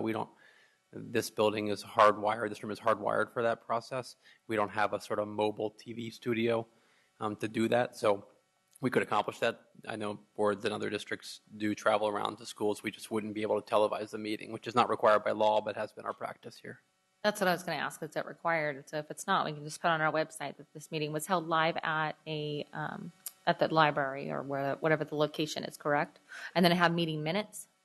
I'll defer to council on that. My understanding is that it's not required by law, but I'd have to defer to council. Not required. Right. It's not required. Can we post audio? Audio of your committee meetings? Yes, of the meeting. Oh, yeah. You mean posted with, I'm sorry, with whom? On our website, can we post the audio of our board meeting? Yes, you can post audio of your board meetings if you wish. I think that might be an option. Sure. I think the question for posting audio is not whether we're allowed to legally, it's whether we have the capabilities to set up the recording and do it in a way that works. So we may, I don't know the answer as we sit here right now, so we'd have to get back to the board on that. I would appreciate that. Thank you. Member Rodriguez. Hi, I'm sorry for second time around, but I did fail to mention that I just last night attended a welcome reception for Mr. Martin and our new principal at Parkway Elementary, and the part-time assistant principal, Mrs. Cooper, who splits her time with Pacific Elementary and Parkway Elementary. It was very well attended with lots of teachers and parents and students of the community, and we also had the Phoenix Park dancers that provided some entertainment, so it was a lot of fun. And I'm very grateful for being invited, and I want to especially thank Miss Angelia Jones for organizing and emceeing the event. She's a fantastic teacher over at Parkway Elementary. So thank you for your time again. Thank you. Okay, moving on to item 12, board workshop, strategic plan, and other initiatives. 12.1, local control accountability plan engagement outline.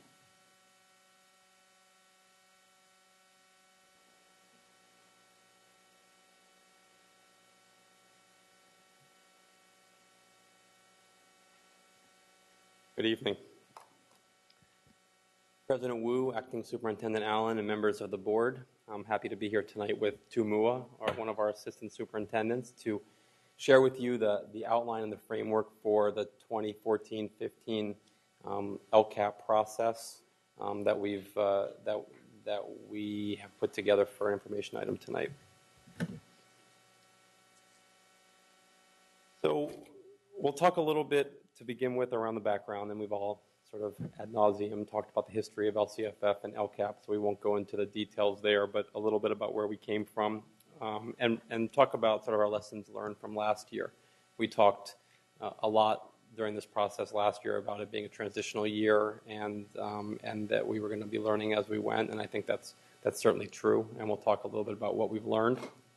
We'll lay out what the strategy is moving forward, and then talk about our plan to align the LCAP with site-level plans so that we have a more cohesive system district-wide, and then discuss timeline and next steps. As we know, the LCAP is LCFF's vehicle for transparency and engagement, and I think through with a lot of great feedback from our stakeholders and from our partners last year, we really received a lot of positive feedback with the beginnings of our approach. I think, again, we reiterate throughout the process, and we'll continue to reiterate that there's lots of room to grow, and we were all learning this together last year. But we got a lot of feedback. We were acknowledged in AXA's Leadership Magazine for our work regarding engagement on the LCAP, and a number of partners, as we know, like Liz's organization, who gave us great feedback throughout the process about what we were doing well, what we could stand to improve upon, and really we're at the table throughout. So really appreciate all that great input. Lessons learned. I think again, I noted we had a strong model to build upon. That's I think the hardest part. We know that not just with LCAP, but with all of our work, right? The engagement process never ends. It's not a checklist of things to do to get through an LCAP process, but rather a year-long, day in, day out approach to how we're working with our partners and how we're working with our stakeholders. We did hear loud and clear throughout the process that a number of people who participated in the broader groups really wanted an opportunity for a smaller advisory group, a way for sort of some of our more engaged folks to be able to roll their sleeves and spend more time looking at data, spend more time really diving into the weeds, so to speak, that it's tough to do in a larger setting. And then the final piece, as far as lessons learned, and this was a big one, I think, was around alignment, and we're talking about sort of system-wide. The first year, naturally, LCAP is going to be something that's sort of layered on top of the work we're already doing. So the key now moving forward is how does it get embedded in our work moving forward? It's not something else, but how do we integrate the LCAP metrics with our data dashboard and guide to success? How do we integrate our site and district plans so that they align and that creates a systemic a system that works across all of our schools and throughout the district? So this is the sort of visual we showed a lot last year. We had the three-pronged engagement strategy, the community meetings, the school site engagement, and the community planning process with the public education volunteers. What we're proposing and working towards for this year is really modifying that by one. So we're still going to do the three pieces that I think were effective and gained a lot of traction last year, but adding that piece, that LCAP advisory committee, the smaller group, to really sort of be able to dive into the weeds of the work and provide some real detailed feedback and input. So what does that group look like? The goal is to invite individuals from our various advisory groups, labor partners, parent leaders, school administrators, and others to create a group that is representative of the district stakeholders, but is also manageable in size. And that's, I think, the biggest challenge with creating a group like this is the intent is to create a smaller group, but we know the diversity of our community is such that but we could add lots of people and partners, and at some point you have the community meetings that we had that were too broad. So we're going to be working really closely to get the right people at the table. Of course, everybody won't be able to be at the table, but that's why we continue to highlight it's an and, not or strategy to engagement. It's not about any one piece being the only way to engage on this process or any process, but having lots of entry points for people to participate. And then, as we know, LCFF does explicitly talk about this parent advisory group or the LCAP advisory group needing to be representative of the LCFF subgroup. So we need to be very careful to make sure that low-income students, English learners, foster youth are involved, and I'd add special ed. While it's not explicit in the law, we want to make sure the special ed population is represented as well in that group. So we're going to be looking at what that group looks like here in the coming weeks, and be convening them hopefully within the month. But of course, as I mentioned, we can't have everybody there, so that's why the community meetings will continue to be an important part of the process, and we need to have an opportunity for anybody to participate, partners, neighbors. You don't have to be a parent in our schools. You may not be a part of a PTA. You may not be a teacher, et cetera, and they need a voice in this process as well. So that's why we'll continue to have the community meetings, and we'll be planning a regular series of those throughout this process.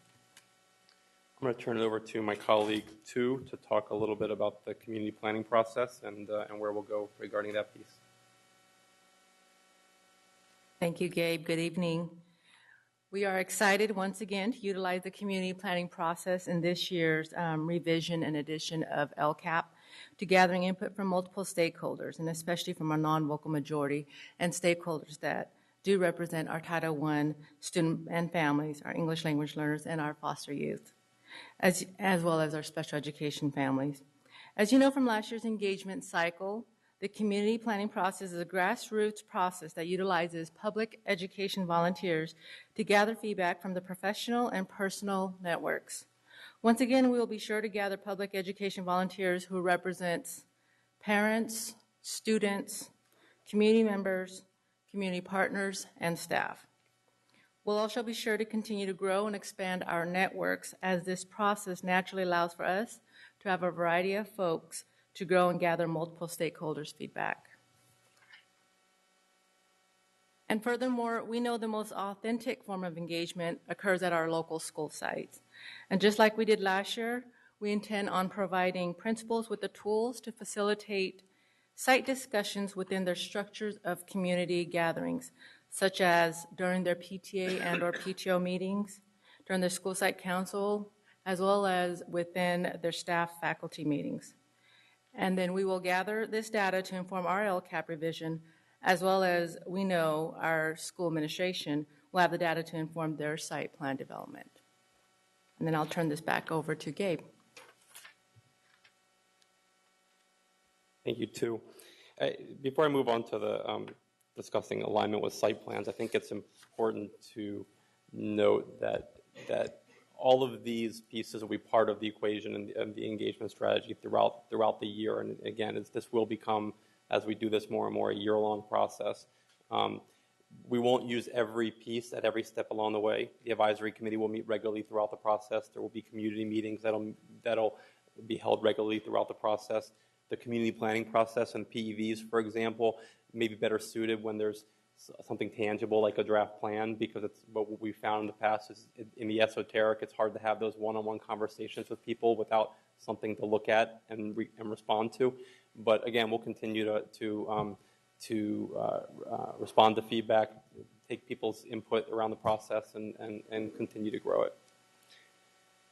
So we talked a little bit earlier about aligning our LCAP with our site plans. And as everyone well knows, really our site plans in the past have sort of, the timing has been sort of off, and for a variety of reasons, but the result was we were doing site plans in late fall, early winter of the year where the money was already being spent. So sites were approving, site councils were approving plans where the monies were already allocated, and there were times that you could make changes, but that I don't think anyone believes was the intent of that process. So we have the opportunity to sort of address that. What you're looking at here is a sort of a flow chart, if you will, of how we believe the process should work and will work moving forward, in that we have a engagement cycle around the district goals and priorities that will include discussions at school sites, discussions through the various mechanisms we've talked about. And once we can get some sort of articulate the voice of the community regarding what is the sort of strategic big picture direction of the district wants to go, then we can provide that as a blueprint for both the district budget but also school sites and their school plans to say, okay, how do we align what we're doing to the district as a whole, so that we can make sure there's some non-negotiables and there's alignment with all of our schools. Then through that process, we have site plans, we have a district budget, we bring those pieces back together, we can aggregate that data and turn that into essentially our draft LCAP, which will be inclusive of site decisions, site expenditures, but also district-wide expenditures. Then with the draft plan, we take it out to the community to get feedback and input on it. Obviously make any changes where we feel the changes are appropriate and necessary. And then pending any changes to the budget, as we know there tends to be some sharp left turns around May. We'll take it to the board with the budget for approval, for public hearing and approval in June. So we talk about aligning the site plans. We know the process has been in the past for site plans. Each school develops their goals, they align their resources, and then they go about an annual review process where they look at data. But because that process has sort of been happening in isolation, not in isolation in that there's not engagement, but not in the context of a larger district-wide discussion, what you have is 75 different schools having 75 different discussions with 75 different goals, et cetera, which, maybe we back into alignment in some places, but I think that contributes to what we talk about all the time in our district, which is we have pockets of excellence, but it's not systemic. So the vision moving forward is district-wide engagement, which of course includes conversations at those school sites, so that voice is heard and percolates up to the big picture. District-wide goals through the LCAP engagement process, aligning resources based on some of the things that are standard, staffing formulas, LCFF allocations based on subgroup populations, and then giving schools that information as their sort of their focus, their non-negotiables, so to speak, and letting sites make decisions that are aligned but still allow for autonomous site-level decisions consistent with our district priorities. So what's the timeline and next steps? The first stage, the first engagement phase, as we're calling it, is again around the big picture. What are our goals and actions? We have the benefit this year of not starting from scratch. We can take last year's LCAP, again, just the goals and actions, which isn't the expenditures.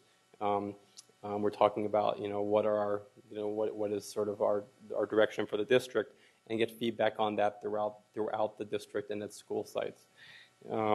In December, our AR&E department will launch a new data dashboard on the website. I know we had a comment from a speaker, I think it was Angie, at the last board meeting about what happened to the data dashboard. We've had our data dashboard on the website with great data. we've had the Guide to Success and Development with great data but different data, and then we have the LCAP metrics, which in many ways are driven by the county or the state. And so the goal is to put one dashboard up with all those pieces in alignment so that we have one data warehouse for everyone to go to for both site plans as well as the LCAP. Schools will receive a toolkit, if you will, in December that will give them what they need to begin their site planning process.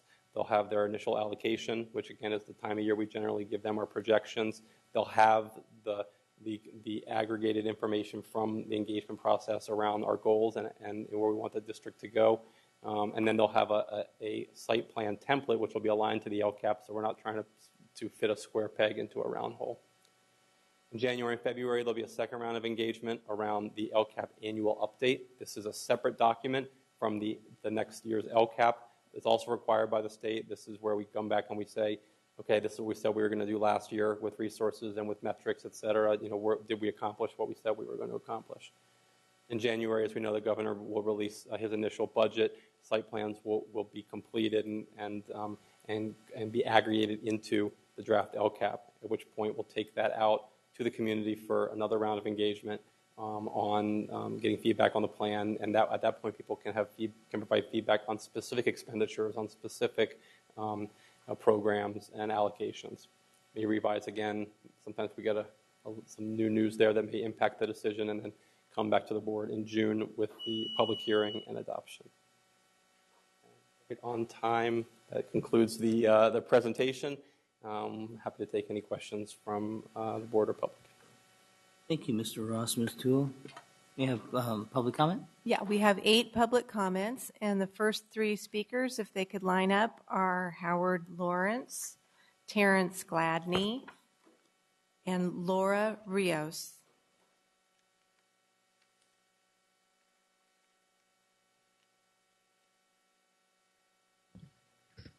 Good evening, Board President Wu, members of Board of Education. My name is Howard Lawrence, and I'm a representative and part of the leadership of Sacramento Area Congregations Together. Just for sake of context, I really want you to know that Sacramento Act and through our statewide network, which we call PICO California, have really been stakeholders in this whole LCAP, LCFF process from the beginning. And in fact, ACT as part of PICO has been involved in helping design the LCAP process since its inception. We work with the state board staff on every draft and also have partnered with districts across the state to help them work with parents and students to help plan their LCAPs. Our sister organization in San Bernardino actually did a presentation to the State Board of Education on best practices for community engagements for LCAP. We appreciate the district's interest in creating a real LCAP advisory committee. However, we want to raise some issues and concerns about what we've heard here tonight and what's in the board packet.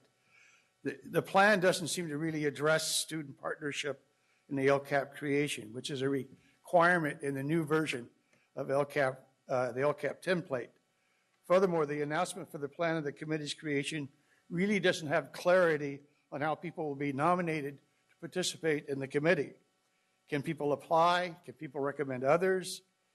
Section 1, question 2 on the LCAP template from the state states how have stakeholders been included in the local education agency's process in a timely manner to allow for engagement in the development of the LCAP. Inviting people to the committee without a chance for parents to apply to the committee, we question whether that really allows for engagement. For this committee to serve its purpose and really have the trust, we think there should be some process. In Oakland, they actually elect the advisory committee members. I'm sure we can figure out a way to work together. We're headed in the right direction, but we really want to get down into these details about how the committee is formed. Thank you.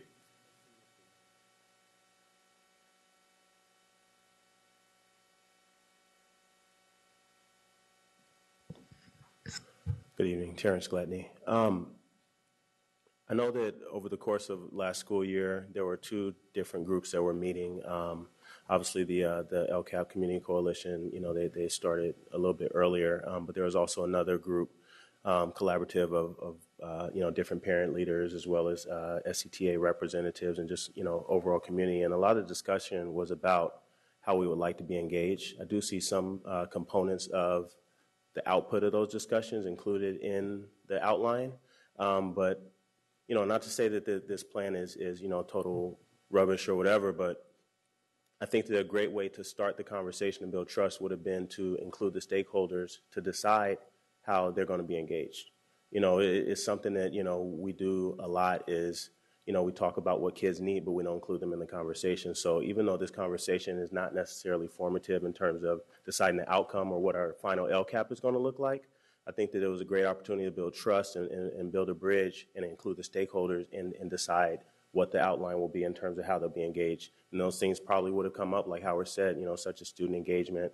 Again, I question what the proportion of stakeholders to staff will be. That's additional feedback that came from some of those community meetings. What will it exactly look like? To say that there's parent leaders, who will they be representative of and how will they be selected? I think that the outline is great, but we obviously have some work to do to define a more concrete framework to figure out, will it be, equal proportion, stakeholders and staff? Will it lean towards staff, and then also, what does the law say, and is what we're doing, aligning with that. So we do obviously have work to do, and myself as a stakeholder, as a parent, and also just, an involved parent, I hope that the discussions continue and are fully inclusive of all stakeholders.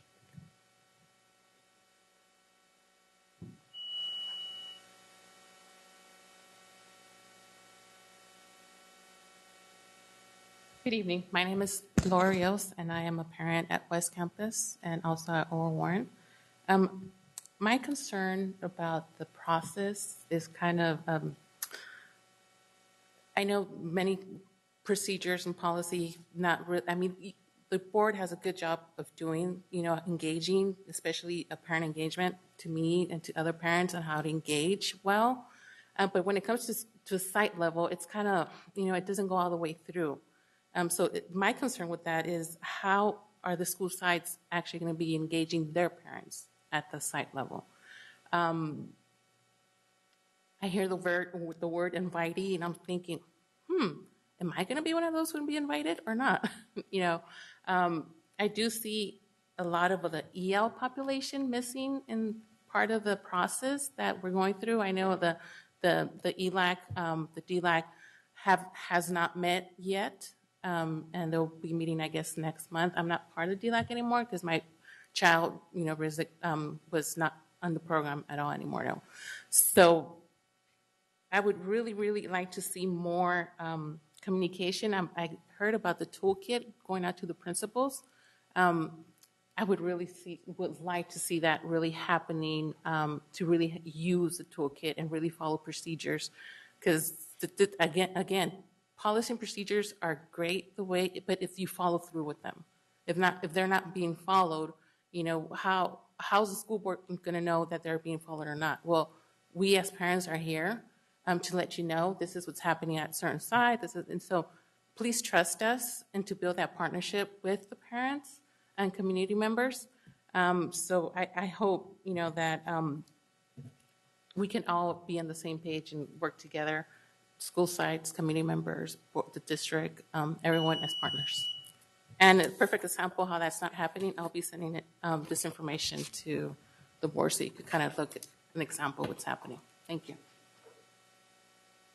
The next three speakers could line up, please. It's Liz Guillen, Karen Sweat, and Grace Trujillo.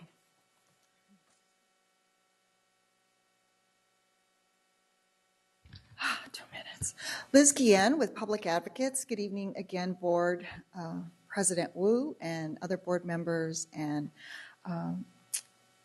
Ms. Allen. It's terrific that you're going to align your school site council single plans with the LCAP. I think that's really great. And it's just another example of how I think the district does a good job of responding to comments. I have passed out, I don't know if they've been passed out yet, but I have they? Did you get my memo? This is actually a memo put together by the ACLU and public advocates, along with a bunch of community-based organizations and other advocates. We put this together in the spring because there was so much confusion about what was minimum versus what districts were doing or wanting to go above and beyond. I agree that the district is going beyond some requirements, but it's still not clear to me how the district staff is intending to meet the minimum requirements. And I know that Gabe and I are going to meet and talk. I think one of the concerns I have is in the responses by the superintendent or the district to written comments, there were none attributed to the DLAC, and that concerns me. I would assume that if the DLAC had been consulted as minimally required, there would have been questions or comments, but I didn't see any, so that was concerning. I want to encourage you to encourage the district to look to the permanent regulations which are about to be adopted in November by the State Board of Ed. I have attached those revisions, and you'll see that there are definitions around the Parent Advisory Committee, Pupil Consultation, and English Learner Advisory Committee. And I assume that Gabe will be focused on those as well. But I think that the timing of your plan, I would like to see it happen in alignment with that. Thank you very much. I really look forward to this update year. The update year isn't just about creating a new plan, it's about looking at the plan that you developed already and asking how you're going to measure how you achieved what it set out to do, and if you are actually able to measure it. And because of our concerns about the metrics that were omitted in the plan, I think that's probably going to be one of the major issues, that there'll be questions about how you measure whether or not you're reaching your goals. Thank you. Thank you, Ms. Cleo.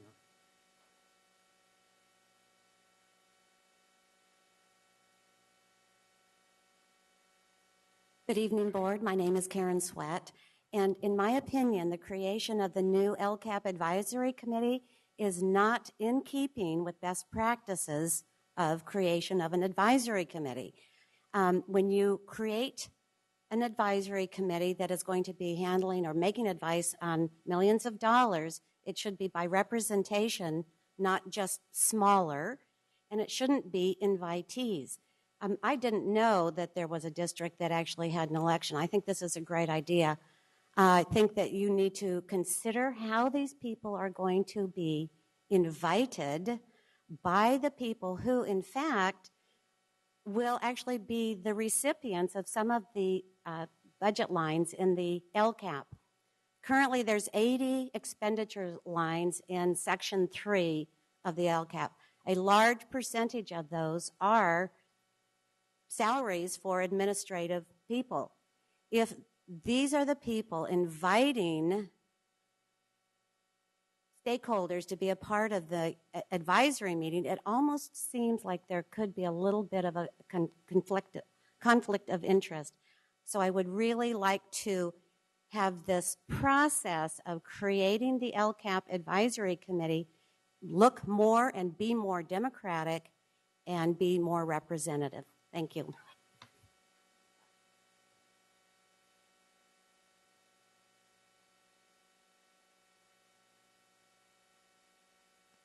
Good evening, members of the board, and Lisa Allen. First of all, I want to thank for all your hard work that both of you guys have been doing. I know it's a tremendous, because I've been going to the Department of Education, and it's constantly changing. You know, every single time I go over there, there's one change, the matrix or the different process. But I think it's a challenge, and I think we just need to work together and to be part of it. I agree with every single person that has spoke up here on the different things of collaboration. I think that's the key thing. And obviously everybody wants to be a part and give their information and their input. But I think we also need to concentrate. I know I always talk about the money. That's the key thing. You know, I was telling somebody, what's the use of fighting over the recipe if there's no money to buy the products. I'll leave it with that. Thank you so much. More public comment? Two more. Okay. Angela Sutherland and Darlene Anderson.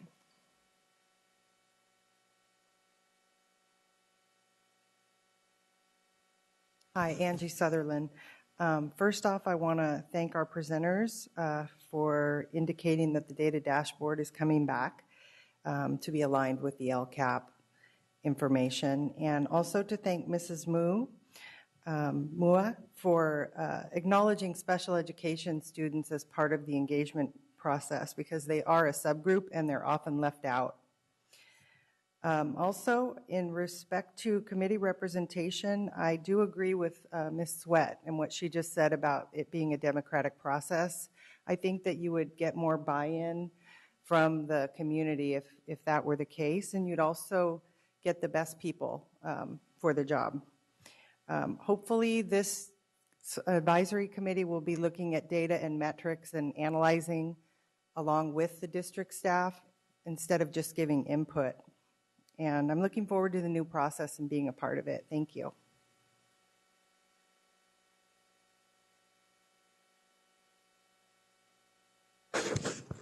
Good evening. Darlene Anderson. When I look at Sacramento, I understand what happened over a long period of time and how African American students were just basically alienated from the public education system. And after those students were alienated, they became parents. And those parents, too, were alienated. The district really never does outreach to the African American community. They work with Black organizations, the few that have been allowed to participate. But those organizations rarely have more than 10 people in the room. So all around, for the African American child, there are only a very few people advocating. But when I look at the district has those children, and they want to educate them. Or do they? Or is it protectionism around their own personal jobs and benefits? Because those children stay in the system until they basically drop out or go to prison. Enough is enough. This is America. And we have an obligation to teach all children. We have a personal responsibility to step up and be human beings and ensure that all kids are getting a basic education. That means looking at the data and having a group of people who are willing to analyze that data to ensure that those kids are making progress too. You are not holding your staff accountable. You would like to represent the district. You would like to represent African American people in the community. I will see the representation when I understand that you're asking your staff to analyze that data to ensure that all kids are making a basic educational opportunity. And when they spend 12 years in your district, they are not coming out to sell their behinds. And so we don't have to elect a district attorney or someone that governs over the judicial system because to lower prostitution in Sacramento. I think that this district has a greater responsibility to educate children. And until we talk about what's not happening, we cannot change. And so I would hope that this board steps up, because I'm only one parent, but there are many parents out there that do not step up. There are many parents that don't understand that they should be stepping up. But this district wants to ensure the obligation to teach those children. I would like to see an honest conversation around the data and who's not making it in this district. And thank you and good night. Thank you. Do my colleagues have any questions? First Vice President Pritchett. Thank you. I was just wondering, I mean, obviously you heard the comments that were made tonight, and I'm just wondering what process do we have, or do we have any recommendations from the staff of how we'll be choosing this committee? Sure. Well, I think the initial thought was, and it's not set yet. I mean, the reason there's ambiguity in the presentation is because we're still looking at options. We want to look at best practices from other districts, both in the area and throughout the state. We wanted to begin with representation from some of our advisory groups and parent groups who we know are already in existence and have been democratically elected. So a representative from DAC, a representative from DLAC, a representative from the CAC, representative from the SAC Council of PTAs, a representative from our labor groups. As you see, though, quickly it gets big, right? So if we want to go a different approach, which we can look at, I think the challenge is, can we do that and also have another at-large application process? We want to make sure we manage the scope of it, because I think everyone would agree that a group of 35, 40 people it's going to be tough to have really dig in like I know everyone wants this group to do. So certainly open to suggestions and ideas. And as I mentioned, the plan is to really look at best practices around the state and what other districts are doing. And it is all over the map, as I'm sure Liz can speak to. In part probably because the guidance from the state has been so sparse that it's left up to individual counties and districts to determine how they interpret it. And so you're seeing different models all over the state, and all of them are being approved. So that doesn't really tell you whether or not one is right or one is wrong. It's just a matter of how do we make it work for us. Okay, so you were saying about having a representative from each of those stakeholder groups. Is there a way that we can maybe do a democratic process of having them vote in a representative from each of their groups? And that way it's not us just going to, oh, so we know so-and-so over there at that one. We'll ask them if they want to be part of it. Sure. So that way the group that's is something choosing. that's something we can consider. Of course, remember that the group has to be representative demographically of the LCFF subgroups. So that's the challenge is that we wouldn't want to offer a group the ability to elect somebody and then rule somebody out because we don't have enough representation from Title I schools or from if they represent EL students. What if we did that and no one was elected that represents EL students or special needs students? Well, we'd have the DLAC and the CAC, but you get what I'm saying. So I think the goal is not for the district to manage that process. And we say an invitation, it could be an invitation to DAC to nominate somebody through whatever process that group, and just using DAC as an example, whatever process that group determines. And the same can be done for the other organizations. But again, we want to look at what's being done in other places. So just to clarify, it's not the district going and asking someone in DAC, we'd be going to DAC to say, please bring somebody to the table. Correct. That's okay. Again, these are all options, but that would be my vision for how it will work. Yes. Okay. I think that's all the questions I have. Thank you. Thank you. Second Vice President Hansen. Thank you.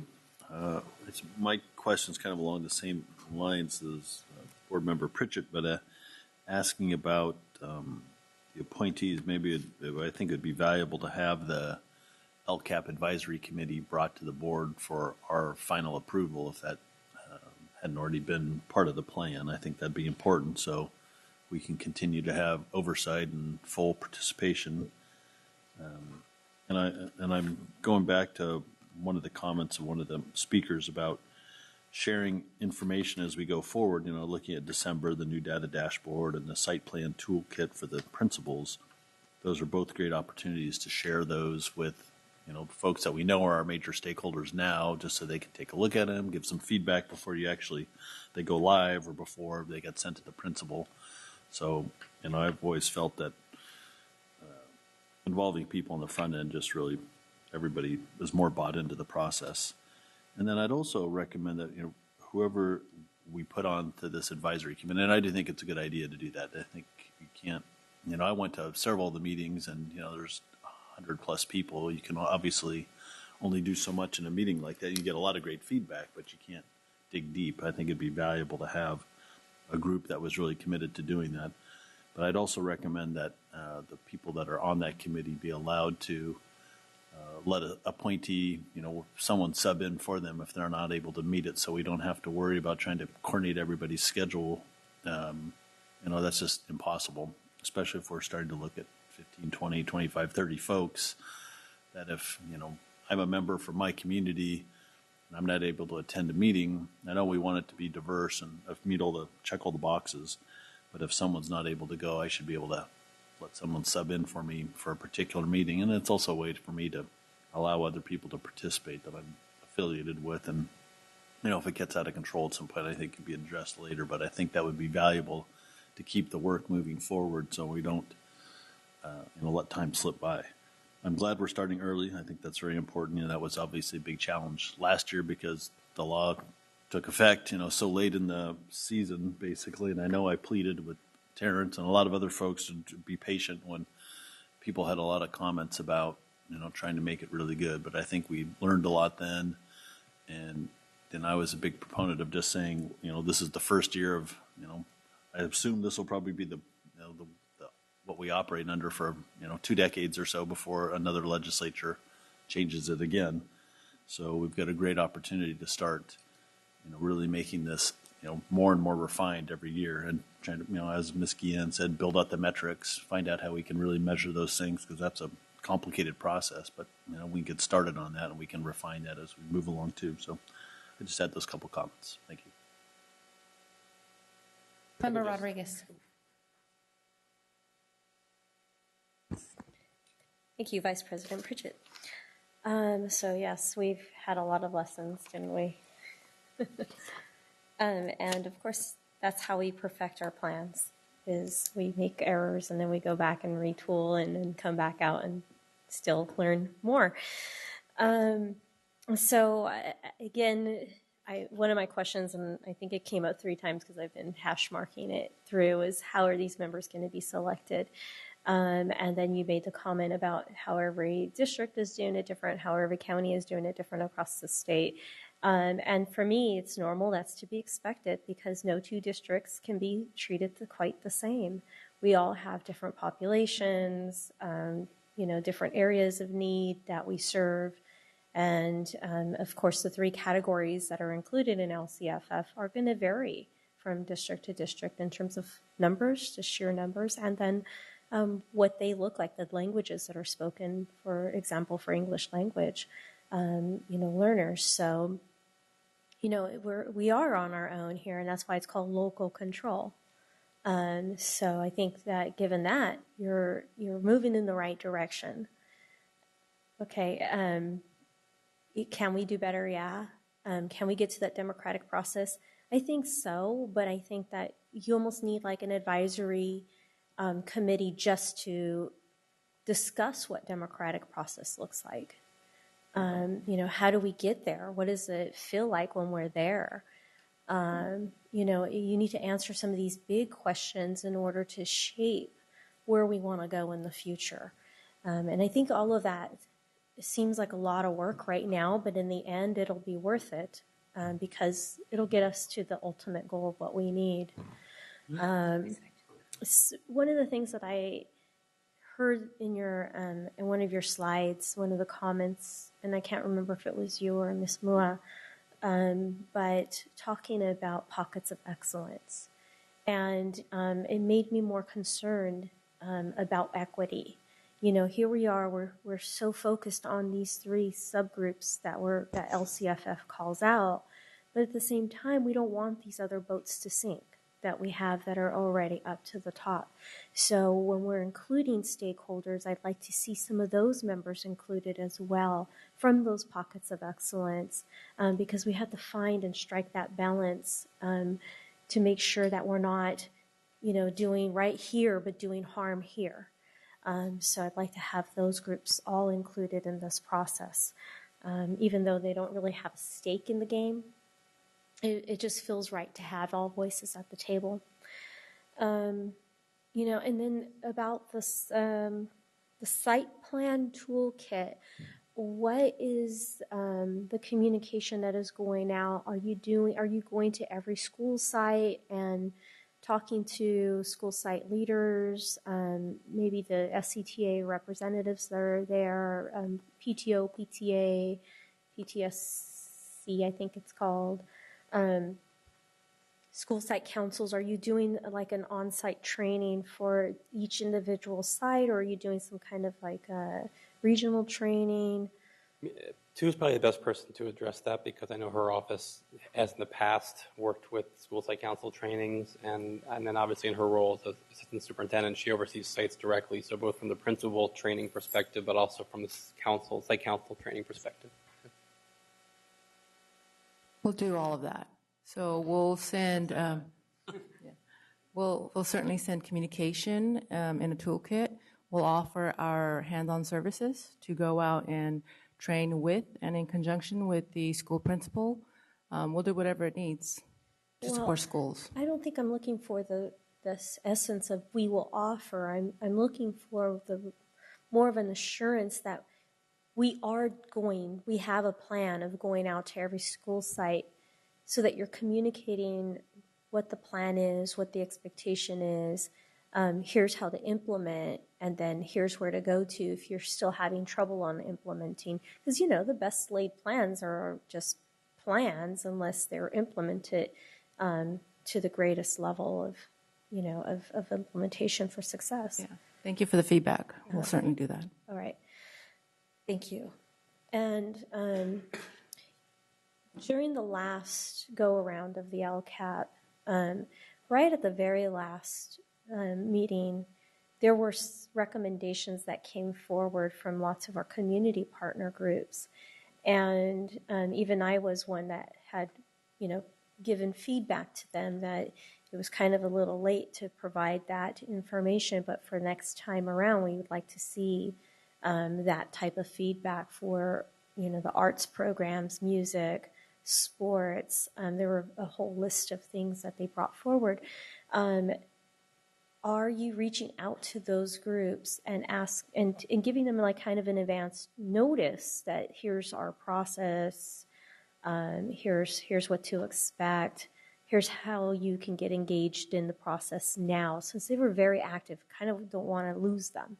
Sure, absolutely. So this is obviously the beginning, right? And we want to lay out what the structure looks like, what the timeline looks like, and then make sure that we're not just creating entry points for various stakeholders throughout the process, but also making sure they know about those entry points, because otherwise they're not worth much. So that's where it's important that people understand where we are throughout this process, where we are at each step, and what kind of input is sort of valuable at different parts, at different points in time, so that we can make sure that people can really provide that feedback at the right time to really help inform the plan.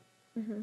So you didn't bring them in as some sort of advisory group for how you are planning your communications rollout? Is that what I hear? I'm not sure I understand the question. Well, I mean, we know that we can do a top-down approach where we can say, here's our plan and this is what we're going to be rolling out to everybody else. And I think that you had this level of engagement that you had worked really hard at obtaining. And so this plan that you put forward is, it's an outline. Mm-hmm. But, did you do it with the advisement of these individual groups that seem to have a good touch and the pulse on some communities that are in particular hard to reach? Well, I think that this plan was created based on the feedback we received from last year's plan, and the feedback we received from all those groups you're talking about and many, many others was, what was working, what wasn't working. That's why we're looking at, the creation of this smaller advisory group, and work through the logistics of how that group gets put together. But we didn't start from zero.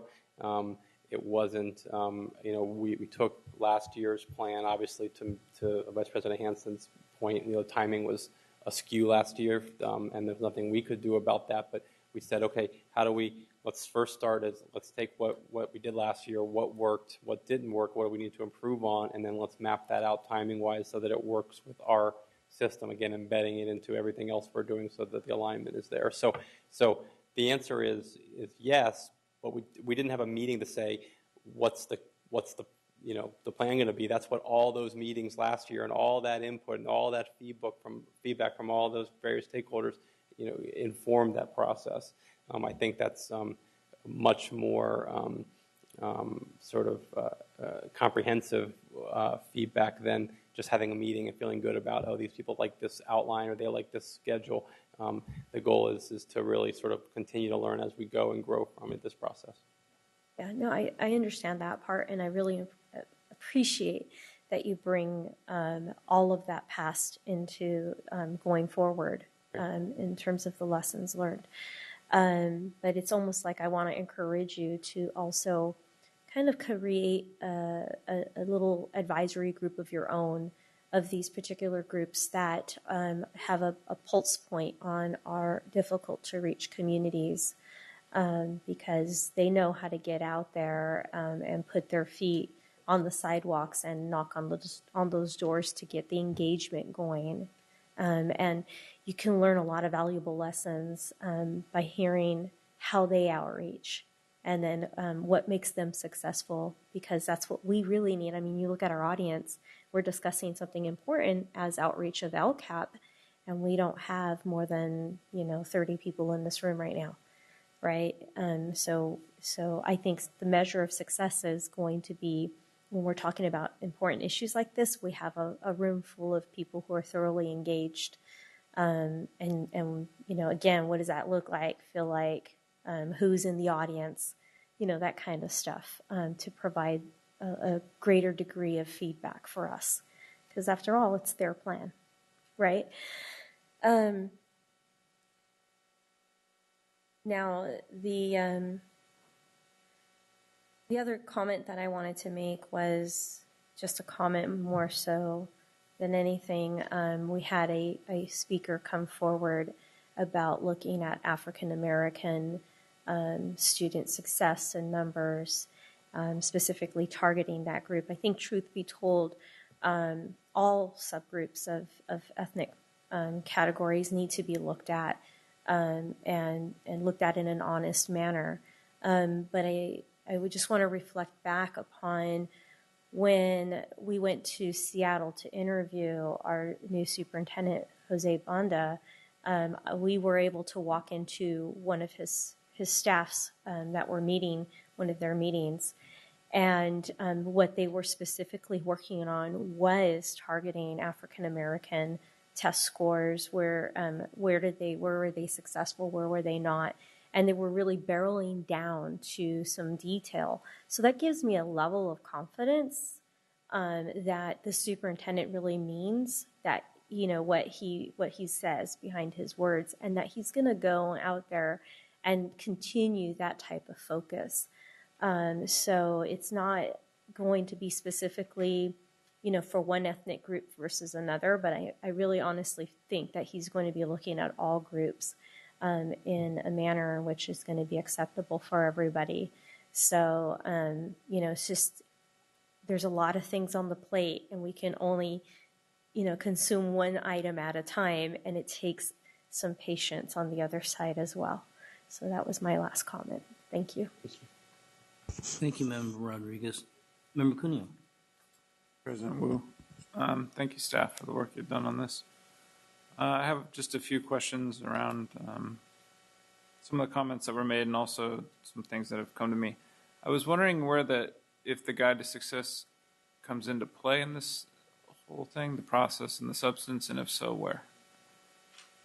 So I think that's when we talk about sort of creating one data mechanism that speaks to all of these metrics. I mean, I think that is the Guide to Success. I mean, now it may need to. It may need to evolve to encompass some of these LCAP metrics. We talked about it when we adopted the LCAP, that there are some metrics that we wouldn't have chosen, but the county or state were requiring us to include.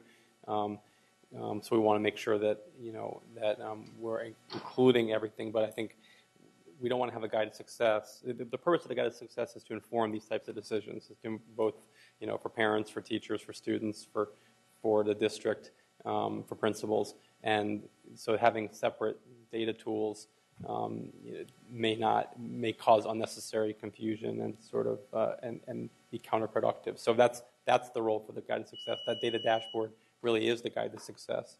I'm not sure. I know that the former accountability office is not here to speak about the specific progress, but I'm sure the superintendent could update you as far as where we're at with that work. I appreciate that. And I guess, let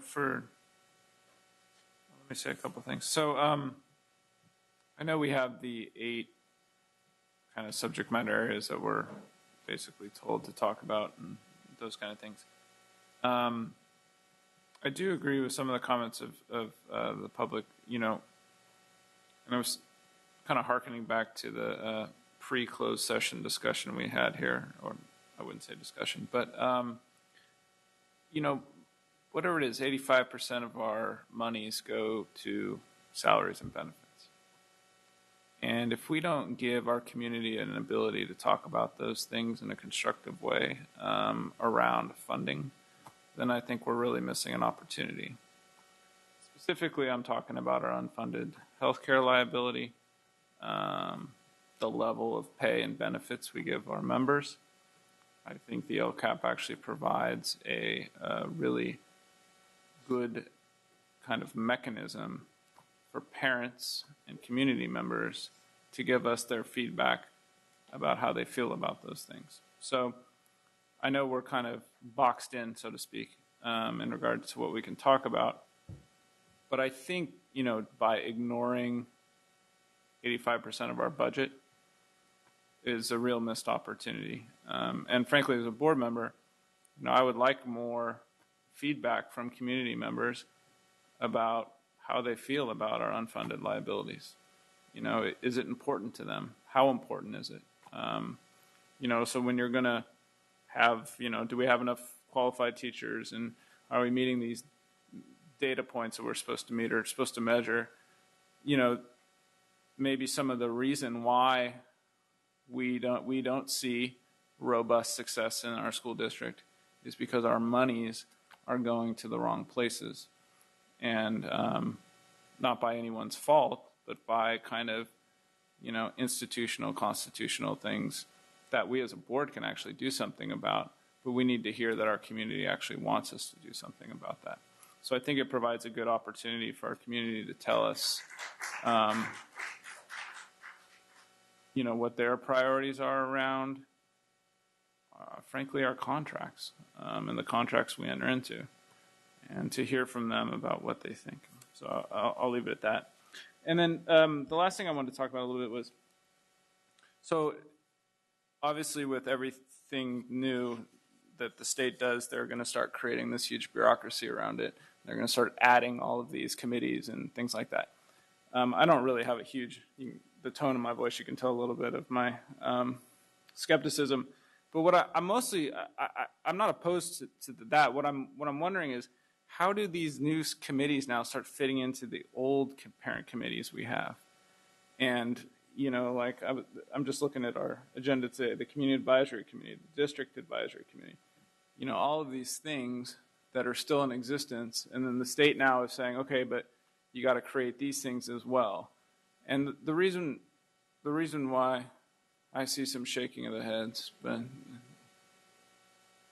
so I think I can speak. No, I understand that. I'm not saying that you have to get rid of them, or I'm not saying that they're unnecessary. What I'm saying is, though, is that you have X amount of people in one committee, you got Y amount of people in the other committee, and there's no central way that communication is being given to each other and to the board at some extent. I think that's sort of the intent of the vision for this LCAP Advisory Committee, being representative of those groups so that it can sort of aggregate those voices in a way that's respectful of their roles, without being exclusively the role of one group to have that kind of input. So, so that's why when we talk about you know, whatever the process to select a representative from these groups, the LCAP Advisory Committee does have the opportunity then to sort of bring those voices together, and I think potentially could accomplish exactly what you're talking about. Okay. Does that make sense? Yeah, that makes sense. Okay. And I don't know all the legal requirements of all these groups, but you know, we get heaped criticism up here for, I think, you know, not informing people of something or not, you know, hearing back from them.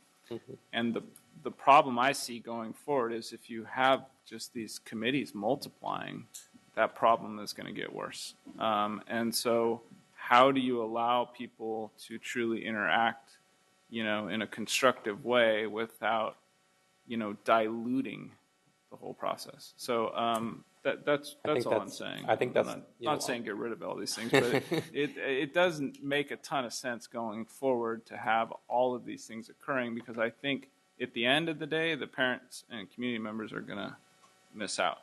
I think. But It's among the biggest challenges with this work because the edict and direction from the state, and the governor even said as much, was he did not want this to be about the usual suspects, right? And so we want to make sure we're engaging a broader group than ever before to make sure the voice is representative of our entire community. At the same time, we know that we have a group of engaged, passionate folks who are committed to the work and understand the work, and it stands to reason that they're great partners for this process. So that's why all those other pieces. That's why it can't just be the LCAP advisory committee or whatever the committees are. That's why the PEV process is such a critical component.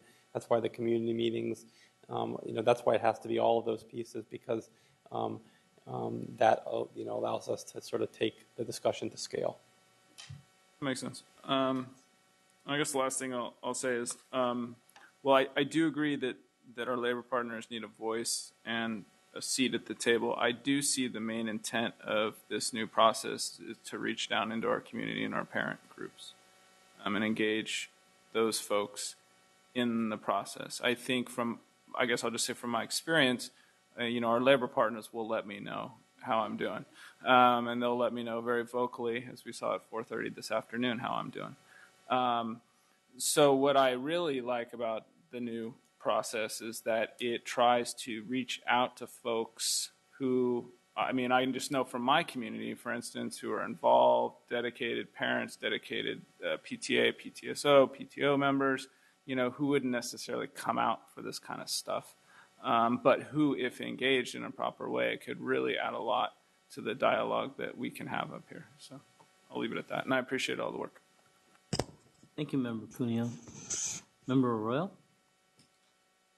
I'll try to be as brief as I can. Primarily, I think that the concern is with an advisory committee, the groupthink, right? It's just too small. And the only question that I have is, can staff and advisory committee think of everything? And so that leads me then to think, what else do we need? And so the big question that I have is the where, how, when can other parents or people within the community or in the district share or are able to offer their input. It could be very valuable because we can't think of everything. And so you wanted to chime in at this Sure, point? yeah. So I think there's a few areas. That's where the PEV process, first and foremost, was so informative last year, and we were able to really reach a large new group of people who in many cases hadn't been part of the discussion before. Well, that network will continue to build on. We have that database of people now, and we'll grow on that and expand on that moving forward. The community meetings, again, it's important that we have that the entry points, access points for different people in different parts of the process, school site meetings and conversations. And within that, it's great not only to have those entry points, but to have them very clearly announced and delineated and clearly announced as far as the where, when, and times, so that people know that those are the entry points where they can.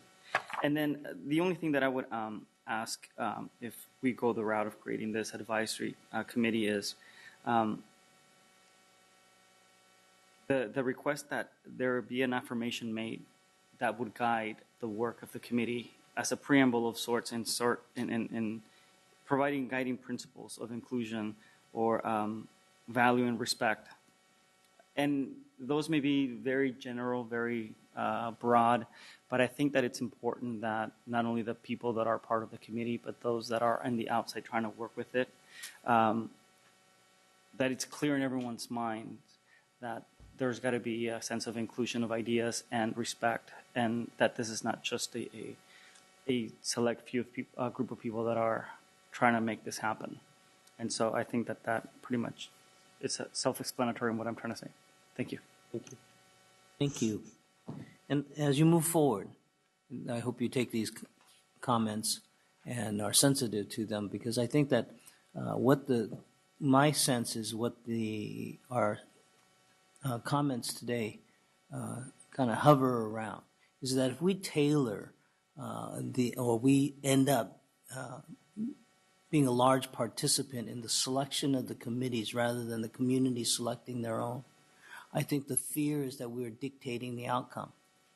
And so I hope that you take to heart the comments that were here as we move forward to make it a little less selective on our part and more selective on the part of the community that we're serving. Thank you. That takes care then of item 12.1. Moving on to 12.2, AB 1200, disclosure of cost of the tentative agreements and ratification of the tentative agreements with the bargaining units, CSA, SEIU, and the Teamsters. Ms. McCarn. Hi, Board President Wu, Acting Superintendent Allen, and board members. When the PowerPoint comes up, and it's perfectly timed, just wanted to share with you and bring for your approval the tentative agreements with these 3 bargaining units, each of which consist of a 3-year agreement. The 3-year agreements with CSA, SEIU, and Teamsters allow for salary increases for joint district work groups and committees on a variety of things, including calendars and benefits, importantly. It better aligns our calendars and our benefits, and it works to address significantly our unfunded liability. So in going through this process, obviously it has taken a lot of collaborative efforts from all the groups. We want to thank each of the negotiation teams as well as the district team and recommend your approval.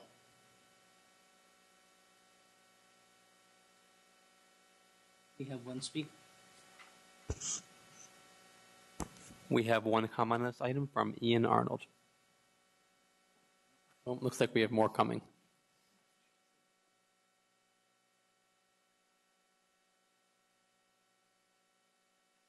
If it's good news, Ian, I could use it tonight. Following Mr. Arnold, we have Grace Trujillo and Angie Sutherland. So just for clarification, I think this item speaks for itself. I hope you pass it. It was certainly an interesting year. We thought bargaining went well. We think we're moving in the right direction, and we do hope you actually do ratify this. However, my speaker card was for the next item. Oh.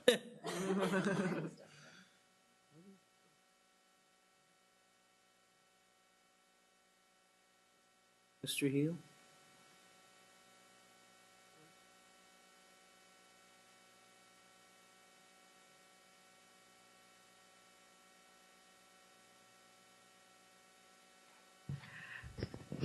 Okay. Good evening, members of the board and Lisa Allen. Again, thank you, Jeff Cunyo, for speaking up about these non-funded liabilities. I think it's a key issue that I continue to talk about it, because if we don't have the money, we're not able to do the LCAP. And that's one of my biggest concerns. I know healthcare is a number one. I have to applaud that one of the things that the teachers union did is a Proposition 45. I think that has a lot of things, it's going to help all of us. Sometimes people don't know what a law or a proposition and how it impacts us. We all need health care, and we all need to make sure that health care stays low, not just for the schools, for you as an independent contractor, as you as a stay-home mom, you as a retired person working for the state, because it's going to reach a point where it's going to be unfunded for all of us. So I think it's very important to be able to vote and make a difference. So Proposition 45, in order to keep the healthcare costs low. One of the key things that I tell people is, how are the terms of the year and the sequence for the future is LCAP related to all these contracts? And how is it going to impact? I think, like they said earlier, this is an opportunity for parents to speak up. And I'm not, as I mentioned before, I'm not the only one. A lot of people I've sit down and overhear conversations at coffee shops, at the park, and talk about what's going on and how unfair it is. One lady said, Grace, I don't even have health insurance. And some people are getting zero premiums, where other school districts are paying $500 premiums. And that makes a huge difference. It's a huge savings for our school and for our kids. Like I said, I don't want next year for my son to be on the bus for 3 hours because there's no funding and it has to be cut in some areas and it affects our children. Thank you. Thank you.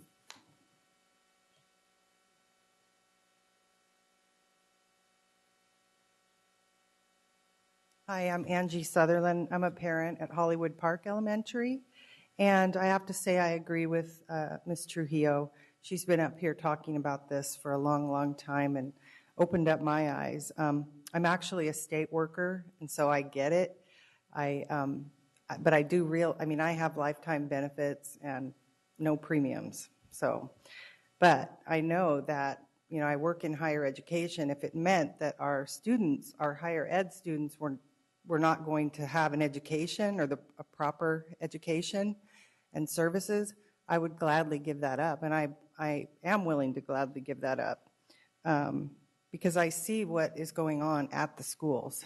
There's not enough support for teachers. There's not enough programs for students. The facilities are not well kept in many cases, not for lack of trying of the staff. So we need to think about that, and more people should be opening up their eyes to this. Thank you. Thank you.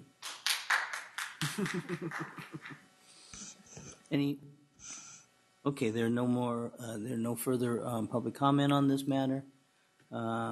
This is an action item, so I have a motion from Member Cuneo and a second from First Vice President.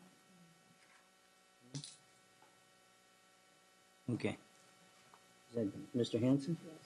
Very, very briefly, just want to say thank you to our bargaining partners for sitting down at the table and working all summer long, and in particular for working on the healthcare part of the agreement and coming to a deal that was very good for your members, for our district, for our students, and for us prepaying some of our healthcare obligations. I hope our other bargaining partners follow your lead. So thank you for that. Mr. President, you may want to have a roll call vote on this particular item. Is that a suggestion? Well, it's a suggestion. Okay. We have a motion by Member Cuneo. We have a second by First Vice President Pritchett. Is there any further discussion? No? Okay, let's have call the roll, please.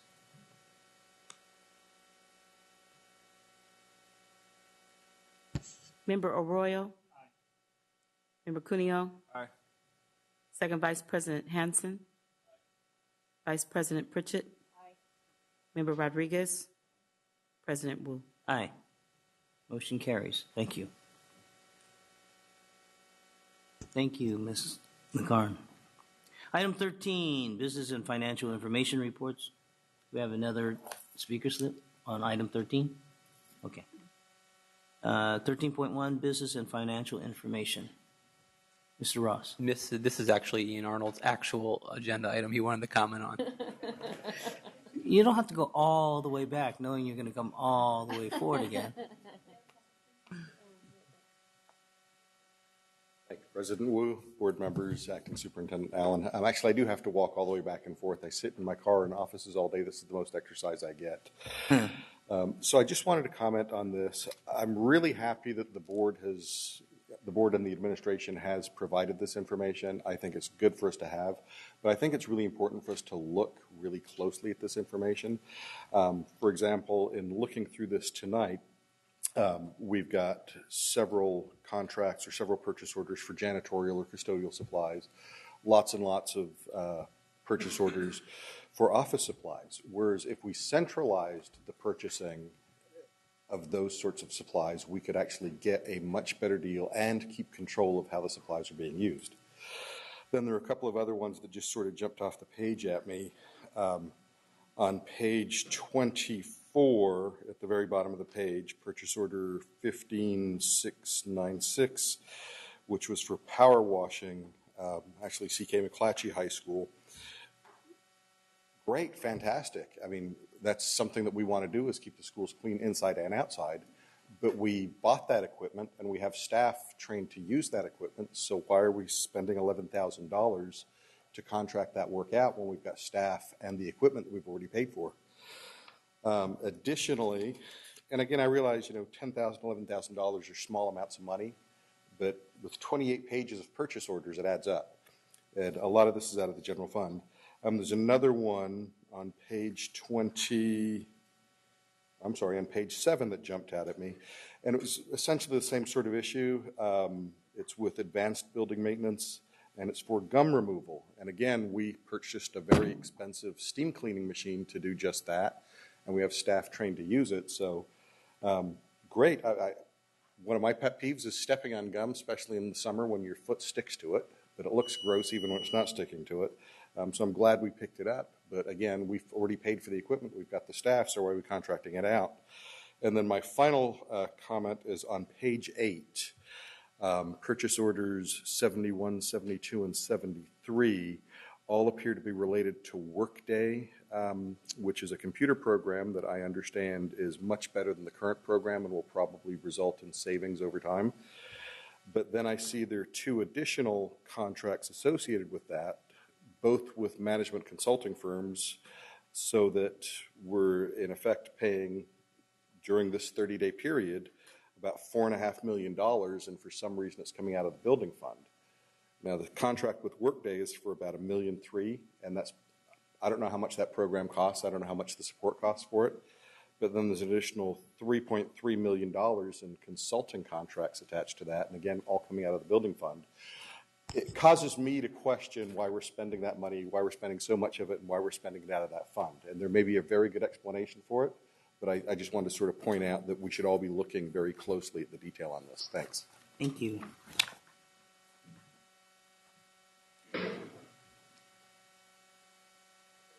Okay, so Member Rodriguez. Thank you, President Wu.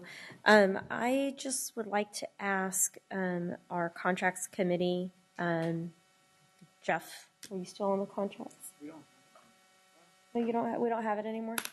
Then maybe perhaps we can have our legal staff look into state contract law. I know when I used to do contracts with the state, there was a form that we had to fill out about before we got consultants in. I want to say, and don't quote me on this, I think it was GC 19150.